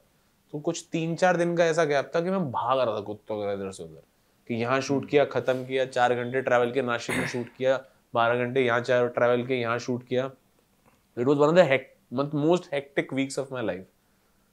और आफ्टर सम टाइम जब आपकी स्लीप इतनी डिसोरिएंटेड है ना, आप थोड़े ऐसे हो जाते हो कि आपको ना समझ नहीं आ रहा होता कि दिन क्या है रात क्या है. When you wake up you don't understand कि what time it is, because sometimes you doing a night shift और आप उठते हो और रात को उठे हो. अब रात को उठने की आदत पड़ गई, दिन में सो रहे हो, दिन में उठे हो, सो डिसोरिएंटेशन हो जाती है थोड़ी सी. सो व्हाट हैपेंड वाज कि after a week of this मैं अपनी वैनिटी में जाके कोलैप्स हो गया. मैं वैनिटी में सोया पड़ा हूँ और वहां पर शॉट रेडी है, और मैंने उनको बोला कि सर हो नहीं पाया, डॉक्टर आए, सब कुछ आए. तो मेरे को वहीं पर ना उन्होंने बोला कि let him rest, this man needs rest, that's it. उन्होंने बोला ठीक है, will halt the shoot for some time. They were gracious enough. तो मैं कोलैप्स हुआ पड़ा हुआ, और मैं ना थोड़ी देर बाद उठा, and I was so disoriented I forgot where I was. मैंने अपने वैनिटी का दरवाजा खोला एंड आई सॉ कि मैं एक सेट पे हूँ, लाइट्स लगी हुई हैं और लोग शूट कर रहे हैं. एंड वो नींद जो नहीं हुई थी वो थोड़ी सी पूरी हुई, तो I was pleasant right now. तो I looked at the set and I felt like यार आई एम लकी. मैं कितना लकी हूँ यार. this was the dream altogether ना, to be on a set, to be working on a set. Now जब हम काम करने लग जाते हैं तो हमारी प्रेफरेंसेस बदल जाती है कि वैनिटी बड़ी होनी चाहिए, स्पॉट बॉय ऐसा होना चाहिए, कॉस्ट्यूम यहाँ की होनी चाहिए, पर्सनल ये बंदा होना चाहिए. But ultimately where it all started was from that छोटा सा पॉइंट कि यार मेरे को ना सेट पे होना है यार, मेरे को देखना है यार शूट कैसे होता है, मेरे को देखना है यार कि ये बनाते कैसे हैं. So sometimes we don't realize, हम वो बचपन जो होता है ना, that joy of it, we forget that. तो मेरे को अपने आप ही ऐसा लगा कि भगवान ने बोला कि बेटे फटैश रियलिटी चेक, लेट जा नीचे, उठेगा तो वो सेट देखेगा और कुछ याद आएगा. मतलब it's been a good 2 years, I still remember it so clearly कि मैं अभी भी जाता हूँ ना तो मेरे को मुंह से टैंट्रम निकलने ही वाला होता है, क्योंकि आदत है ना, एक्टर जाते गंदी जाते, तो टैंट्रम निकलने ही वाला होता है, याद आ जाता है कि नहीं रुक जाओ, just stay humble, stay happy you are here. तो शादी जब you both of you broke it to your parents कि हाँ हमने एक दूसरे से शादी करनी है, what were you doing then? तब भी आप एक्टिंग ही कर रहे थे उस दौरान भी? हाँ, and यार it is still a taboo to मतलब एक मिडिल क्लास फैमिली में अगर आप बोलो ना कि लड़का है एक्टिंग करता है, शादी करनी है, तो लड़की के पिताजी को तो वही लगेगा ना कि that is not a very safe avenue. Absolutely. And somebody who's actually kissing other women on screen. So that is also again a taboo. But surprisingly, both the parents took it very well. हम लोगों ने भी धीरे धीरे भी started fading in the relationship into our lives के भैया introduce करने कि घर पे आई हैं या फिर यहाँ गए तो उसको बुला लेता हूँ। भैया की शादी थी तो सिर्फ लड़कियों में एक ही लड़की आई थी जो एक्स्ट्रा सज धज के रेडी हुई थी। सेम यही किया था मैंने भी एसिमुलेट करना पड़ता है ना, एसिमुलेट हाँ वो ये कहते हैं ना लाइट्स स्क्रिप्ट स्टार्ट होती है ना कि फेड इन, तो वैसा है कि फेडिंग इन, तो we tried to fade in as much as I could and but यार कसम से मतलब when we started the relationship we were so scared that our parents would never agree to this. And Delhi में ना दिल्ली में एक चीज है कि मौसम होते हैं, सर्दियों में यूजुअली रिलेशनशिप स्टार्ट होती है और गर्मियां आते ही ना ब्रेकअप होने चालू हो जाते हैं, क्योंकि जब आप रजाइयों के अंदर घुस के वो रात को 2 बजे हल्की ठंड लग रही है और चैटिंग कर रहे हो ना तो आपको लगता है कि अरे वाह यार कितना प्यार भरी फीलिंग है, और कट टू ना धीरे धीरे मार्च अप्रैल आता है कि साला पसीना गर्दन के पीछे और ऊपर से ये मेरा दिमाग खा जा रही है। तो there was this season of breakups where a lot of couples around us were breaking up. Sure, मतलब on the facts of कि we are from two different communities, हमारी ये love marriage accept ही नहीं होगी तो why go through this trouble all the time? Let's break up right now. That is a mature thing to do. And हम लोग we were also in that thought कि यार क्या करना चाहिए, but we always kind of took one day at a time. हमको ऐसा था यार कि मेरे को तो किसी और के साथ नहीं रहना। I was very clear very early in my life that this is the person that I want. तो वो चीज़ बहुत जल्दी क्लियर हो गई और we kind of approached it कि यार जब तक साथ रह सकते तब तक तो रहते हैं ना, बाद में जो होगा देखी जाएगी, क्या होगा संभाल लेंगे, तब तक क्या वेरिएबल बदलेंगे नहीं बदलेंगे पता नहीं, बट हाँ I think it is one of the it's one of the best decisions of my life.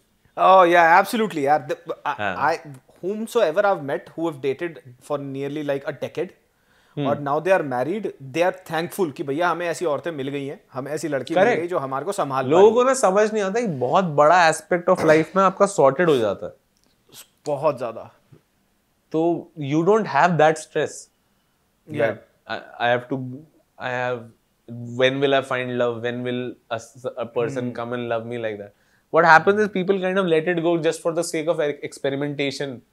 I can't give commitment so early in my life. हाँ ये सब चुतियापा है। प्यार हुआ है भाई। आजकल ना 2-4 चीजें बहुत ज्यादा चल रही हैं। ये चल रही है बहुत सारी चीजें कि यार मुझे तो अभी एक्सपेरिमेंट करना है, और दूसरी चीज है कि मुझे कॉम्प्रोमाइज नहीं करना। अरे मुझे ये नहीं समझ आता यार, सिंपल सी चीज है, every day is a compromise. अब उसका मतलब ये नहीं कि तुम नेगेटिव वे में उसको कॉम्प्रोमाइज कर रहे हो, इट्स अ रिलेशनशिप, और दोनों तरफ से ना जब वो बैलेंस आउट होती है ना चीज, तभी चल सकता है।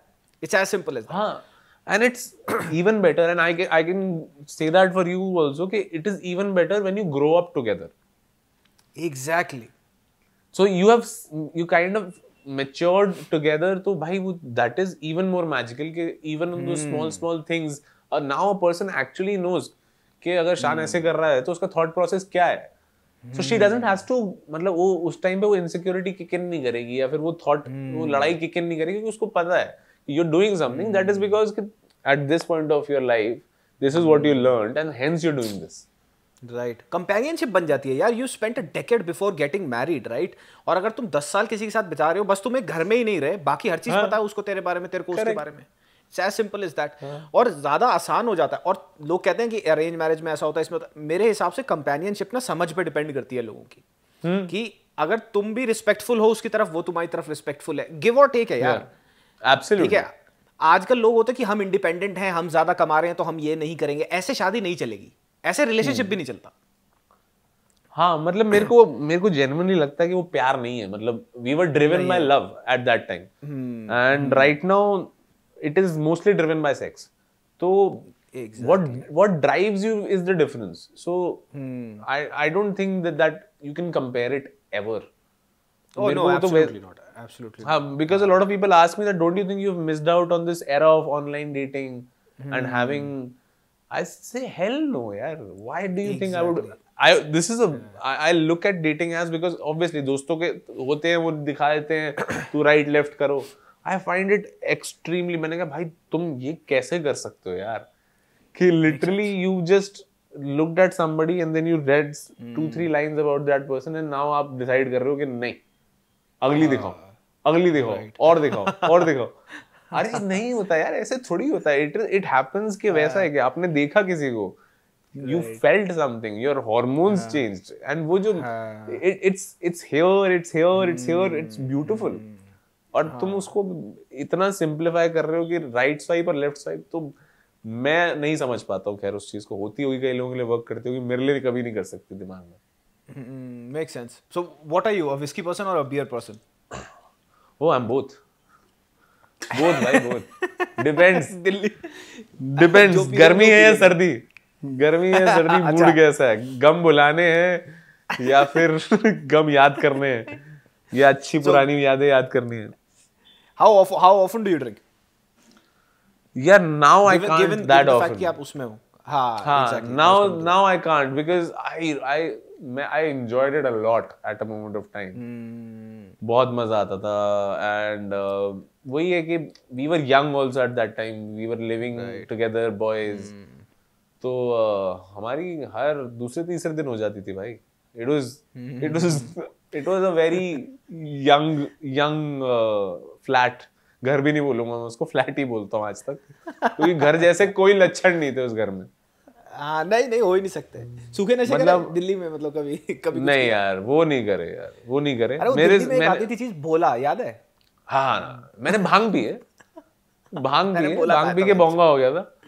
अरे मैंने क्या, हमने, मेरा दोस्त पीजी में रहता था इधर, क्या नाम है, साकेत के पास जो एरिया है अपना, शेख सराय के पास एक एरिया है बेसिकली, तो वहां पर पीजी में रहता था।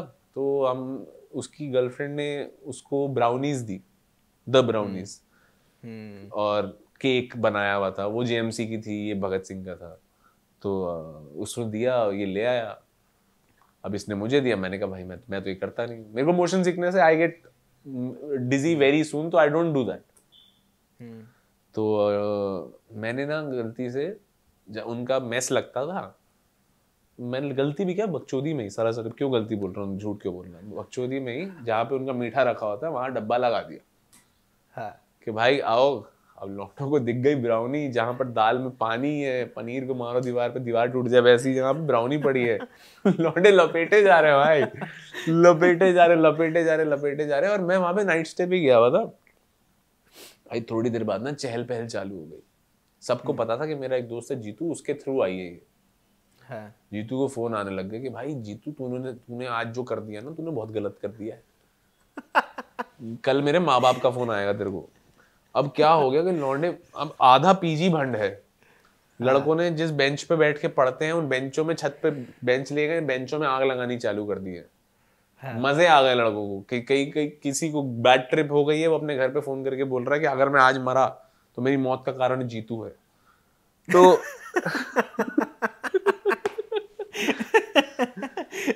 तो मेरा पर्सनल एक्सपीरियंस नहीं रहा है, बट मैंने करवाए हैं लोगों को ये वाले एक्सपीरियंसेस।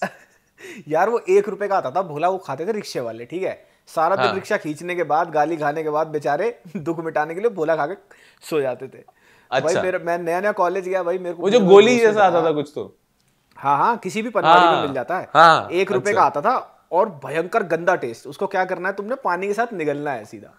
ओ भाई मैं खा गया, ठीक है। मुझे जांच नहीं पता कि होगा क्या इसके बाद। तो भाई, और अच्छा वो ना सीधा खून में मिलता है, राइट, लिवर में ब्रेकडाउन होता है, खून में टाइम लगता है नशा चढ़ने में ना, जैसे भांग में टाइम लगता है ना, आपने पी ली तो विस्की तो 15-20 मिनट में it will give you a little high, right. लेकिन जब भांग और भोले का नशा आता है ना, तो वो एकदम ही आता है, वो ट्रक की तरह हिट करता है, ठीक है। यू वुड बी वेटिंग कि अभी आएगा यार, हो जाएगा, एंड व्हेन इट कम्स, तुम्हें नहीं पता वो आ गया, पर पूरी दुनिया को पता लग गया ये हो गया। ये वाला हिस्सा हो जाता है। ओ भाई, आई कैन नॉट फॉरगेट दैट। मैं उस टाइम ना बाइक चला के कॉलेज से, भंड नशे में बाइक चला के कॉलेज से चला गया, और पूरा जोन आउट हो रखा हूं मैं ऐसे, और बाइक चला के मैं पहुंच गया भाई। मैंने उसके बाद हाथ पकड़ लिए, 18 घंटे आई वाज कंप्लीटली, मतलब मैं उठ रहा हूँ 4-5 घंटे के लिए सो गया। मेरे घर वाले पक्का कन्विंस थे कि इसकी चूतड़ों से नीचे पैंट है, ठीक है, कालू वो सुनता है। सो रहा है 6-6 घंटे दिन में, ये कर क्या रहा है, और बाल स्पाइक से ये कटवाने वो कटवाने। It was an experience for me वो, मतलब उसके बाद मैंने कभी नहीं किया। सूखे नशे मेरे से जलते नहीं यार। मैं इट्स आई मीन आजकल इतना कल्चर है मैरिजुआना और ये सारा गांजा। हाँ एब्सोल्युटली, काफी कल्चर है। हाँ I can not take that, मेरे से नहीं हो पाता। विस्की वगैरह पी लेता हूँ, I am just fine with beer and whisky, उसके अलावा कौन सा, what's your favourite brand? Beer यार, यहाँ पे बियर आती है, एक जर्मन बियर है हॉल्स्टन करके। वो काफी अच्छी है। कनाडा में जब मैं इंडिया में था देन बिरा पी लेते थे जब ज्यादा पैसा होता था, उससे पहले हेवर्ड 5000 किंगफिशर। हमारा वो होता था किंगफिशर, लाल वाली को ना लाल बादशाह कहते थे कि लाल बादशाह 100 रुपए का एक का सब पे वारी। किंगफिशर का एक लाल बादशाह लिया क्योंकि बजट सही में कुछ नहीं होता था। और whisky, what's your favourite brand? Whisky I usually prefer, there is a brand called Glendillo यहाँ पे। अच्छा। वो ग्लेनलिवेट वालों की ही है, वो भी काफी अच्छी है। So I usually do collect whisky sometimes, but मैं इक्वली हूँ कि मेरे घर पे मैंने बार बना रखा है, तो मैं उस पर ला के रखता रहता हूँ। I don't drink that usually because I am way too much into fitness. मैं थोड़ी सी भी पीता हूँ मैं स्विच ऑफ हो जाता है मेरा कि यार नहीं, मेरे को अगले दिन आई कैन नॉट अफोर्ड। मेरे को पूरे थ्रू आउट द ईयर अपने 4 पैक चमकते हुए दिखने चाहिए, देन इज ओनली कि हाँ I wake up like 6:30 in the morning. सुबह 10 किलोमीटर का वॉक होता है मेरा, 10 किलो बैग में डाल के। उसके बाद हाँ, उसके बाद मैंने फिटनेस की भी बहुत काफ़ी पढ़ाई वगैरह कर रखी है। मेरे को नेचुरली बॉडी बिल्डिंग में भी कम्पीट करना था लास्ट ईयर। मेरा ACL टीयर हो गया था बास्केटबॉल खेलते हुए लास्ट ईयर। अरे रे, तो मेरे लेफ्ट टांग में अभी भी नहीं है। So it's because I am rooted so much into fitness that I don't go beyond my measures. दारू पीने में भी, वरना कॉलेज टाइम में तो बहुत दारू पिया मैंने। किंगफिशर, हेवर्ड 5000 मेरे को याद है। अरे यार कोक में मिला के वो पी रहे ओल्ड मंक। अरे यार मैं ना अपने ये जूनियर्स के पीजी पे चला जाता था, जो कि होता था क्योंकि अपने घर पे तो जाके ये सब काम नहीं कर सकते ना। हाँ, तो बजट कुछ होता ही ना, तो 8-9 लड़के थे, मिला के इन्होंने 400 रुपए इकट्ठे करे और पीनी विस्की है, क्योंकि बियर तो कहाँ गायब हो जाएगी पता नहीं चलेगा भाई। उस पे ना उस टाइम पर एक विस्की हम लोग खरीद के लाए थे, डिस्कवरी नाम की। हाँ, हममें से कोई नहीं बोलता। विस्की आई थी और पता नहीं कहाँ से भलती वो विस्की आई थी। 400 रुपए का खंबा, मतलब RS का खंबा भी मेरे ख्याल से 600 का या 650 का होता था, 400 का खंबा। और माँ कसम बता रहा हूँ यार, हम लोगों ने वो विस्की पिए और हमारे लीवर को फील हुई है वो। मतलब वो वैसी इतनी गंदी थी ना यार वो, कि गरीबी ठीक है एक तरफ कि तुम क्या कर रहे हो यार, तुम कुछ भी पी रहे हो क्या। तो हाँ, उस टाइम पर तो बहुत करा, लेकिन अब तो बहुत कम है यार। मतलब it is almost very next to nothing. हाँ, नेक्स्ट टू नथिंग। ऐसी ना गंदी फीलिंग देती थी DSP। अरे वो नहीं दिल्ली यार, पुलिस से कांस्टेबल पीते थे। DSP तो बहुत अच्छे दिन दिखाए उन्होंने हमें। भाई DSP पी लो, और स्मर्नॉफ वोडका आती थी भाई, वो वोडका पी के जो लड़के नाली में सिमरनॉफ। हाँ, सिमरनॉफ। आधों को तो नाम नहीं बोलना आता था, दारू पूरी बोतल पी गए, नाम नहीं पता क्या पी गए। और भाई अच्छा ये बड़ा चलता था, वोडका तो लड़कियां पीती हैं, और फिर वही जो बोल रहे थे ना, नाली में मुंह देके पड़े हैं जो वही पी के। झिलती नहीं थी उनसे वो, मेरे को याद है। बाप रे। I think now drinking scene has changed tremendously. हाँ, स्पेंडिंग पावर बहुत हो गई है बच्चों के पास, स्टैंडिंग पावर बहुत हो गई है, एंड काइंड ऑफ एक्सेप्टेबिलिटी बहुत बढ़ गई है। मतलब अगर आप देख लेते हैं हमारे टाइम पे किसी लड़के के ग्लास में ऑरेंज स्लाइस डला हुआ है, वो लड़का हमारे ग्रुप में तो नहीं बैठता अगले दिन से। नहीं कि भाई ये क्या है। तो आई स्टिल डोंट थिंक यार, मैं तो अभी भी I would like my alcohol to be as it is, not mixed with any kind of things. जब भी मैं पीता हूँ मैं तरीके से ही नॉर्मली। हाँ, ये पता, ये दिल्ली वाला है, ये वाला लॉजिक है। मैंने भी बहुत मुश्किल से आदत छोड़ी है। अब जाके ना, जब मेरे घर में बार मैंने बना लिया ना, तो मुझे भी कई बार बार देख के विश्वास नहीं होता। अब मेरे को लगता है कि यार अब बोतल आई है ना, खत्म नहीं होनी चाहिए, एक पैक करके मैं पीऊंगा। और जब मैं वो एक पैक करके पीता हूँ ना, कि भाई डिनर के साथ एक पी ली, भाई जो प्रीमियम फील आती है, 3-4 बार तो मैं अपने आप से सवाल पूछता हूँ तो दिल्ली से ही है ना। But how did your switch happen from Delhi to Canada? यार I was working with MensXP in India. So अच्छा, हाँ आई नो। मेंस एक्सपी में हाँ, तो एक ऑनेस्ट रिव्यूज करके एक शो है। So I founded that with the other person who founded that as well. तो उसके बाद मैंने यहाँ पे 2012 में पढ़ने के लिए आया था मैं। तो मैं स्कॉलरशिप पे आया था पढ़ने के लिए। तो उस टाइम मेरे फादर बीमार पड़ गए थे, तो I had to come back. और उनका छोटा सा बिजनेस था, जो डूब भी गया था almost. So I had to just wind it up and take care of him. तो मैं वापस आया। उसके बाद मेरे को ये लगा कि यार नाउ, फिर मेरे को मेंस एक्सपी में नौकरी मिल गई, but I always wanted to settle abroad. मेरे लिए ये था कि I always wanted to settle abroad. तो ठीक है, मैंने कहा चलो देखा जाएगा। Then I fell in love with my wife, and then we decided कि हम साथ में ही चले जाएंगे। तो by the time Men's XP का जो वो ब्लो अप हुआ हमारा, वो चैनल जब हमने सर निकालना शुरू किया दैट पीपल हाँ भाई सड़क पे चल रहे हो तो फोटो खिंचवाने लगे, हाँ भाई शान भाई है इनसे स्टफ लाइक दैट, तो मेरी पीआर आ गई, मैंने पीआर के लिए अप्लाई करा हुआ था अपना, तो परमानेंट रेजिडेंसी के लिए। तो then I was in a catch 22 situation that what do I do now, कि मैं यहाँ रुकूं या जाऊं and stuff like that. So then things did not work out there, तो we made a move coming to Canada. And यहाँ पे आके मुझे पता नहीं था मेरा यूट्यूब चैनल शुरू हो जाएगा। For a year I was just doing a job and then pandemic hit and my wife was like why don't you start doing it yourself. तो देन आई स्टार्टेड, और पहले बहुत कैजुअली 6 महीने तक तो पता ही नहीं था कि यूट्यूब से पैसे भी कमाए जा सकते हैं। तो so it just started off and then it blew up. एक दिन में 10,000 सब्सक्राइबर हो गए थे, मेरे को याद है, रिव्यू चैनल के। So people already knew me, they were waiting for the content to come out and then we just got popular over time and stuff like that happened. और उसके बाद फिर हम everything that happened popularity wise and YouTube channel wise for me happened in Canada.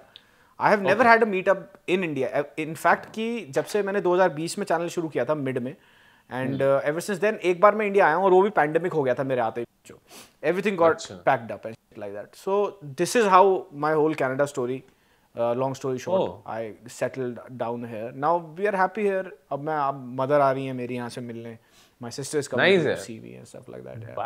बढ़िया journey, good journey on touch wood. So यही है भाई, that's about it. What are the new projects that we are going to see you in now? अरे काफी interesting यार। मेरी basically कोशिश यही रहती है कि जो करा है उससे थोड़ा डिफरेंट चीजें पिक कर दूं। तो I have just wrapped up an Amazon Prime series, I am doing horror for the first time. तो हाँ, so next year you'll see a good horror hopefully, because it's been shot at a good scale and it's got great prosthetics. It will come out mostly next year because abhi majority of the VFX, it's a very VFX heavy show, तो वो बचा है अभी। And apart from that, I am starting a TVF show. It's related to the industry that we are working in right now, and it will give you an insight in the industry, in the film industry, towards the film industry. But yeah, so I'm starting that abhi next. लेकिन when I hear about a YouTube channel, I still remember भाई, मैंने भी, there was a time we all thought कि हाँ नहीं ये तो हो जाता होगा यार, I'll also do it. We all start, मतलब I think I started, अभी भी है, there's this page called GA Arts Photography. मैंने कैमरा ले लिया DSLR नया, उस टाइम पे बहुत क्रेज चला था, लेकिन मैंने पहले ले लिया था because my dad was really into photography. So I mostly kind of picked up things that he liked in his life, or he's a self-made man and I tried to be a self-made man. He's a sports person, I tried to be a sports person.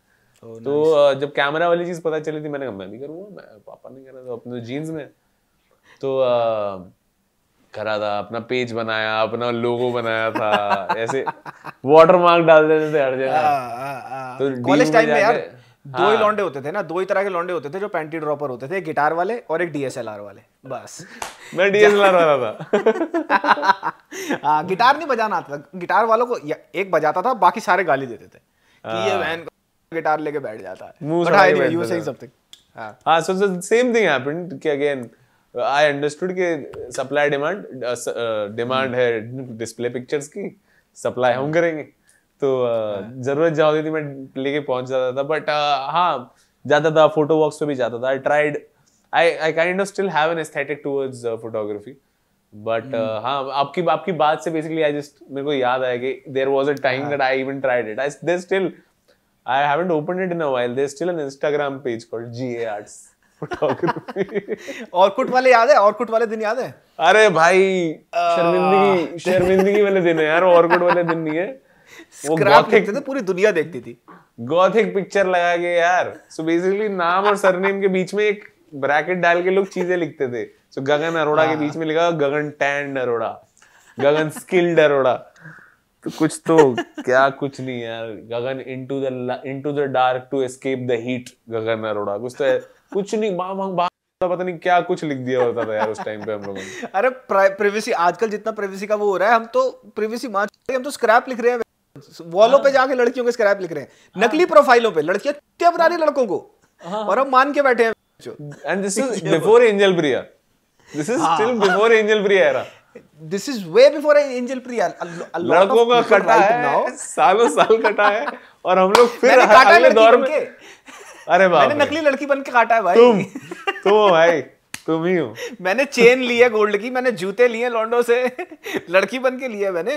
हमने अरे बाप इतना लड़कों को भाई हम और कुछ, अरे उस टाइम पे कोई, आजकल तो यार कोई भी अगर रिक्वेस्ट आए कि भाई ये डीपी ठीक सी नहीं लग रही, you get suspicious, right? Correct. But back then लड़की का किसी रिक्वेस्ट आ गया और अच्छी फोटो लगी हुई है और वो लड़की कहीं से एनआरआई दिख जाए, उस टाइम डीपी लगी थी तो सस्पिशियस लगता था, डीपी कैसे लगी है? भाई फिर लौंडे तू उनसे कुछ करा ले। मोबाइल रिचार्ज तो सबसे कॉमन था, मोबाइल रिचार्ज सबसे कॉमन थे, याद है वो 30 रुपए में 300 SMS आते थे। अरे भाई मेरे को अभी भी याद है, मैं वो स्पेसेस डिलीट करता था ताकि जो मैसेज है वो एक ही में चला जाए। तो मैं टॉप अप आज भी जो मेरी बिना पंक्चुएशन वाली फ्लर्टिंग का रीजन तो मैं इसी को देता हूँ कि देखो यार मैं क्या करता, मैं स्पेसेस काट रहा था। एक बड़ी गलत चीज है, it sound very wrong, but जैसे अगर किसी लड़की से बात हो रही है और लड़की अगर ज्यादा अच्छी दिखने वाली है तो हम उसके रिचार्ज कराते थे, और थोड़ी कम अच्छी दिखने वाली है तो उससे हम रिचार्ज कराते थे। This can be very controversial today, but back then it was normal. सोने की चेन ले लेना तो इज द नेक्स्ट लेवल यार, ये तो सीखना पड़ता है यार, ये मैंने मिस कर दिया। ये तो सीखते सीखते ही आती है, ये तो आर्ट है एक तरह से, चूतिया ये आर्ट है, ये कला है। but भाई fun days यार, fun days, it was lovely amazing you, भाई। Likewise भाई, same here, बात करके मजा आ गया, मेरे को भी बहुत अच्छा लगा यार। आई थिंक हाँ वो सारे दिन याद आ गए यार, आपने क्या क्या याद दिला दिया, मजा आ गया। मजा आ गया भाई, थैंक यू वेरी मच भाई, and big luck for all your upcoming projects. Thank you so much भाई, all the best, you doing some great work. Thank you भाई, थैंक यू। अब इंडिया आऊंगा तो I will catch up with you, will do a podcast in real, मिलके करेंगे बातचीत, in real Delhi चलेंगे। अगर दिल्ली, अगर if you by chance visit Delhi during that time when I am there, connected रहेंगे, विल डू 100%।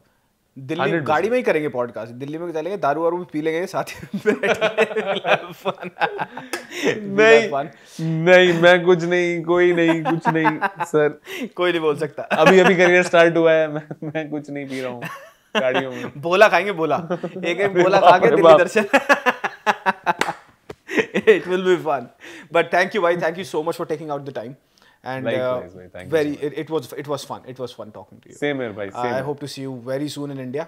आता हूँ तो आपको connect करता हूँ। 100%। And we gotta do it something like this.